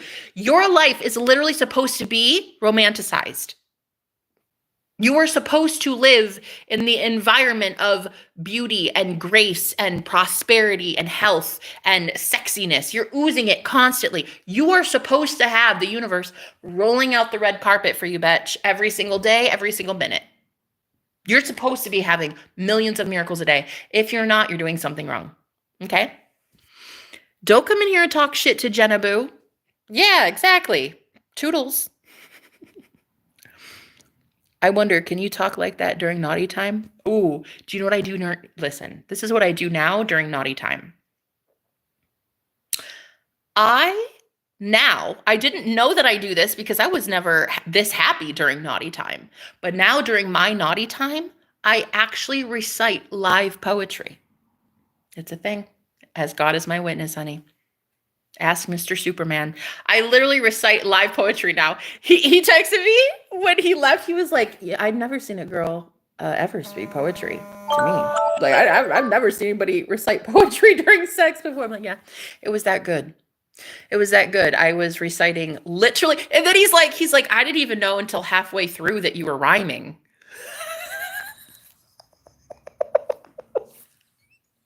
So that's a thing now. Like, that's a thing. That's a thing I do.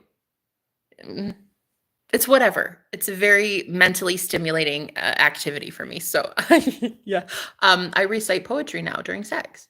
It's a thing. I love it. If you can't shut me up now, you definitely can't shut me up during sexy time. I just have to speak poetry over you. It's beautiful. And it always rhymes too. It's like there's always something going on physically and mentally at the same time, and verbally, all at the same time. So he said, I wonder, can you talk like that to me during naughty time? Possibly. I might write poetry about you. Depends on how good it is. I bet it's an amazingly plump rump. That it is. Let me just tell you that the man I'm manifesting, I asked him because, look, hey, there's more cushion for the pushing here for me, right? So I said, am I your type? Like, you know, if you want a size 2, it ain't me. Am I your type for real? because he invited me over, and I was like, am I like really your type though, for real? And he's like, oh yeah, I manifested that rump. I manifested that. I wanted that. I want that. And I was like, oh, okay. Okay, cool. Yeah, I fucking win at life, bitch. I win. I win. I always win. All I ever do is win. Like literally, that is it. I win. Every day. It's not even a game because I always win. It's like there is no game. There's no war and there's no game because I always win. It was like, it's not even a game. You know what I mean? It's just so easy to be me. So yeah. So he was like, I manifested that on purpose. Yeah. Yeah. And he's a manifestation mentor. So like he knows what he's doing. And honey, let's just all imagine that he had my pleasantly plump rump, my tuchus. Let's just imagine that he had that on his vision board. Okay. I'm going to imagine that. I'm going to pretend that he literally has it on his vision board. My bum. Jenna, you're 35 years old. What a fox. What are you talking about? You can have a 22-year-old. Thank you. Yeah, I'm so excited about that. One of them is 22, the other is 42. So quite a difference in age, which I've noticed is very nice. Both of them are so sexy. So I don't know. I've got my choices, guys. I love it. I love what's happening because Spirit is bringing in so many amazing clients for me too, because there are so many people ready to get what they want. And I have never been more confident in my ability to get what I want ever. Like I've never been this confident and cocky in my life, honey. This is some Godfidence if I've ever seen it. This level of self-certainty comes from being up Schitt's Creek without a paddle for a very long time, being in abusive relationships, being homeless, living in my car, being in a shelter, being dox threats, death threats. I mean, it comes from experience. That's why, look, I'm not Neville Goddard. I'm not Sammy Ingram. I'm not these other manifestation coaches. I'm me. I'm Jenna. And I teach through my experiences, which unfortunately up to this point has been dire circumstances, like abuse and trauma and how to get out of abusive covens and shit like that, okay? Literally how to get out of cults, okay? Like I teach from experience, and this is just my story. I mean, it's my testimony. It's my experiences. This is how I manifest. If you want to go somewhere else, go somewhere else. But like, I'm not Sammy Ingram. I'm not Neville Goddard. I'm not all these other manifestation coaches. I'm me. And I know how to get out of a bind. Okay. I know how to manifest myself getting out of a very, very bad situation. I mean, I'd love to sit here and tell you that I have everything I've ever wanted. Not yet, but I will very soon. But mainly I had to learn what not to do in order to start doing what I want to do. So the way that I know my clients now are coming in, like they are so ready to get what they want. They're like, Jenna, I'm fucking ready. I want to claim it now. I want to have it now. I don't want to keep thinking about the past. I don't want to worry about the future. I want it right the fuck right here, right now. I want my man now. I want him calling me now. I want the money now. I want to be in that new job now. I want the bill paid off now. I want it now. And this is the first time that I feel as confident as I do in myself and my manifestation abilities, that I know confidently that all of my clients get their results. Period. That's it. End of story, because I say so. I say you get your results because that's it. Because I love you and I want you to have your mans. I want you to have that health. I want you to have that zero balance on your bill. I want you to have billions of dollars in your bank. I want that for everybody now. And I feel so good about where I'm at mentally. Like I am finally that version of myself that I always wanted to be.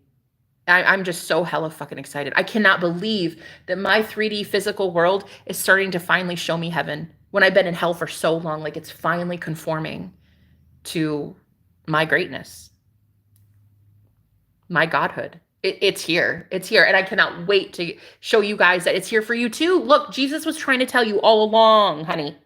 Jesus was trying to say, the kingdom of heaven is within you. Claim that shit now. Claim your heaven now. Be happy now. Talk about right now how your man is all over you, girl. How your man with his chest tattoo. Oh, how you just want to sink your teeth into him, honey. Talk about it now. Talk about how that job is paying you so well. Talk about your boss, how addicted they are to you, and that they have to give you a promotion because that shit is due to you. It's owed to you, right? So I've never been this confident. I've never felt this good about my future ever.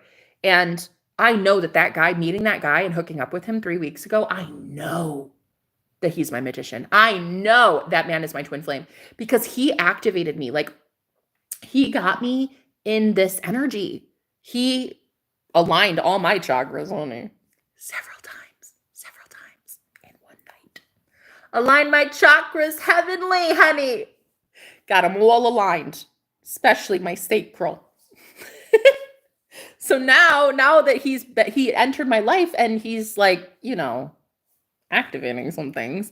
Now all of a sudden, I'm attracting everything that was owed to me, everything that was due to me, but like I was blocked. I was really blocked because of PTSD and a lot of abuse and stuff. And I had to like work through that. So for the last 3 weeks, I've never felt more confident in myself ever.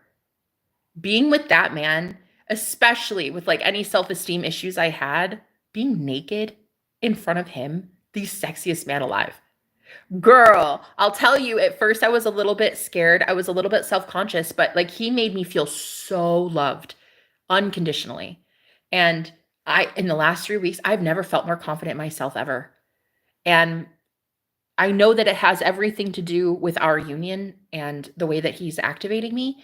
But yeah, just going forward, I'm so excited for the clientele that I know are coming in because these women and men, oh my God, they're so ready. They're so ready to succeed. They're so ready to get everything they want.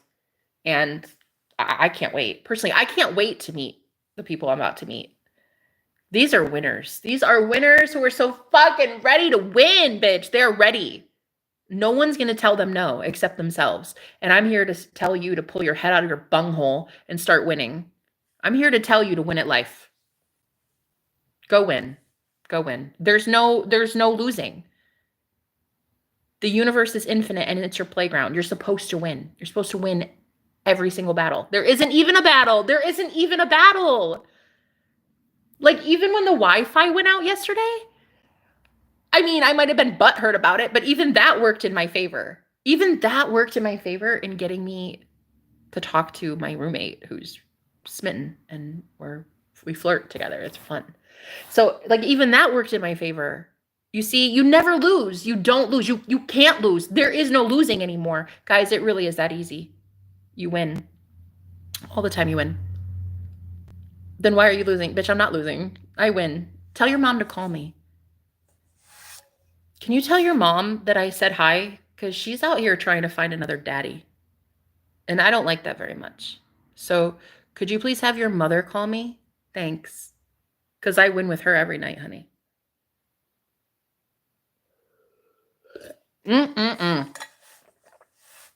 So I'm out here winning. I win at life. I win all the time.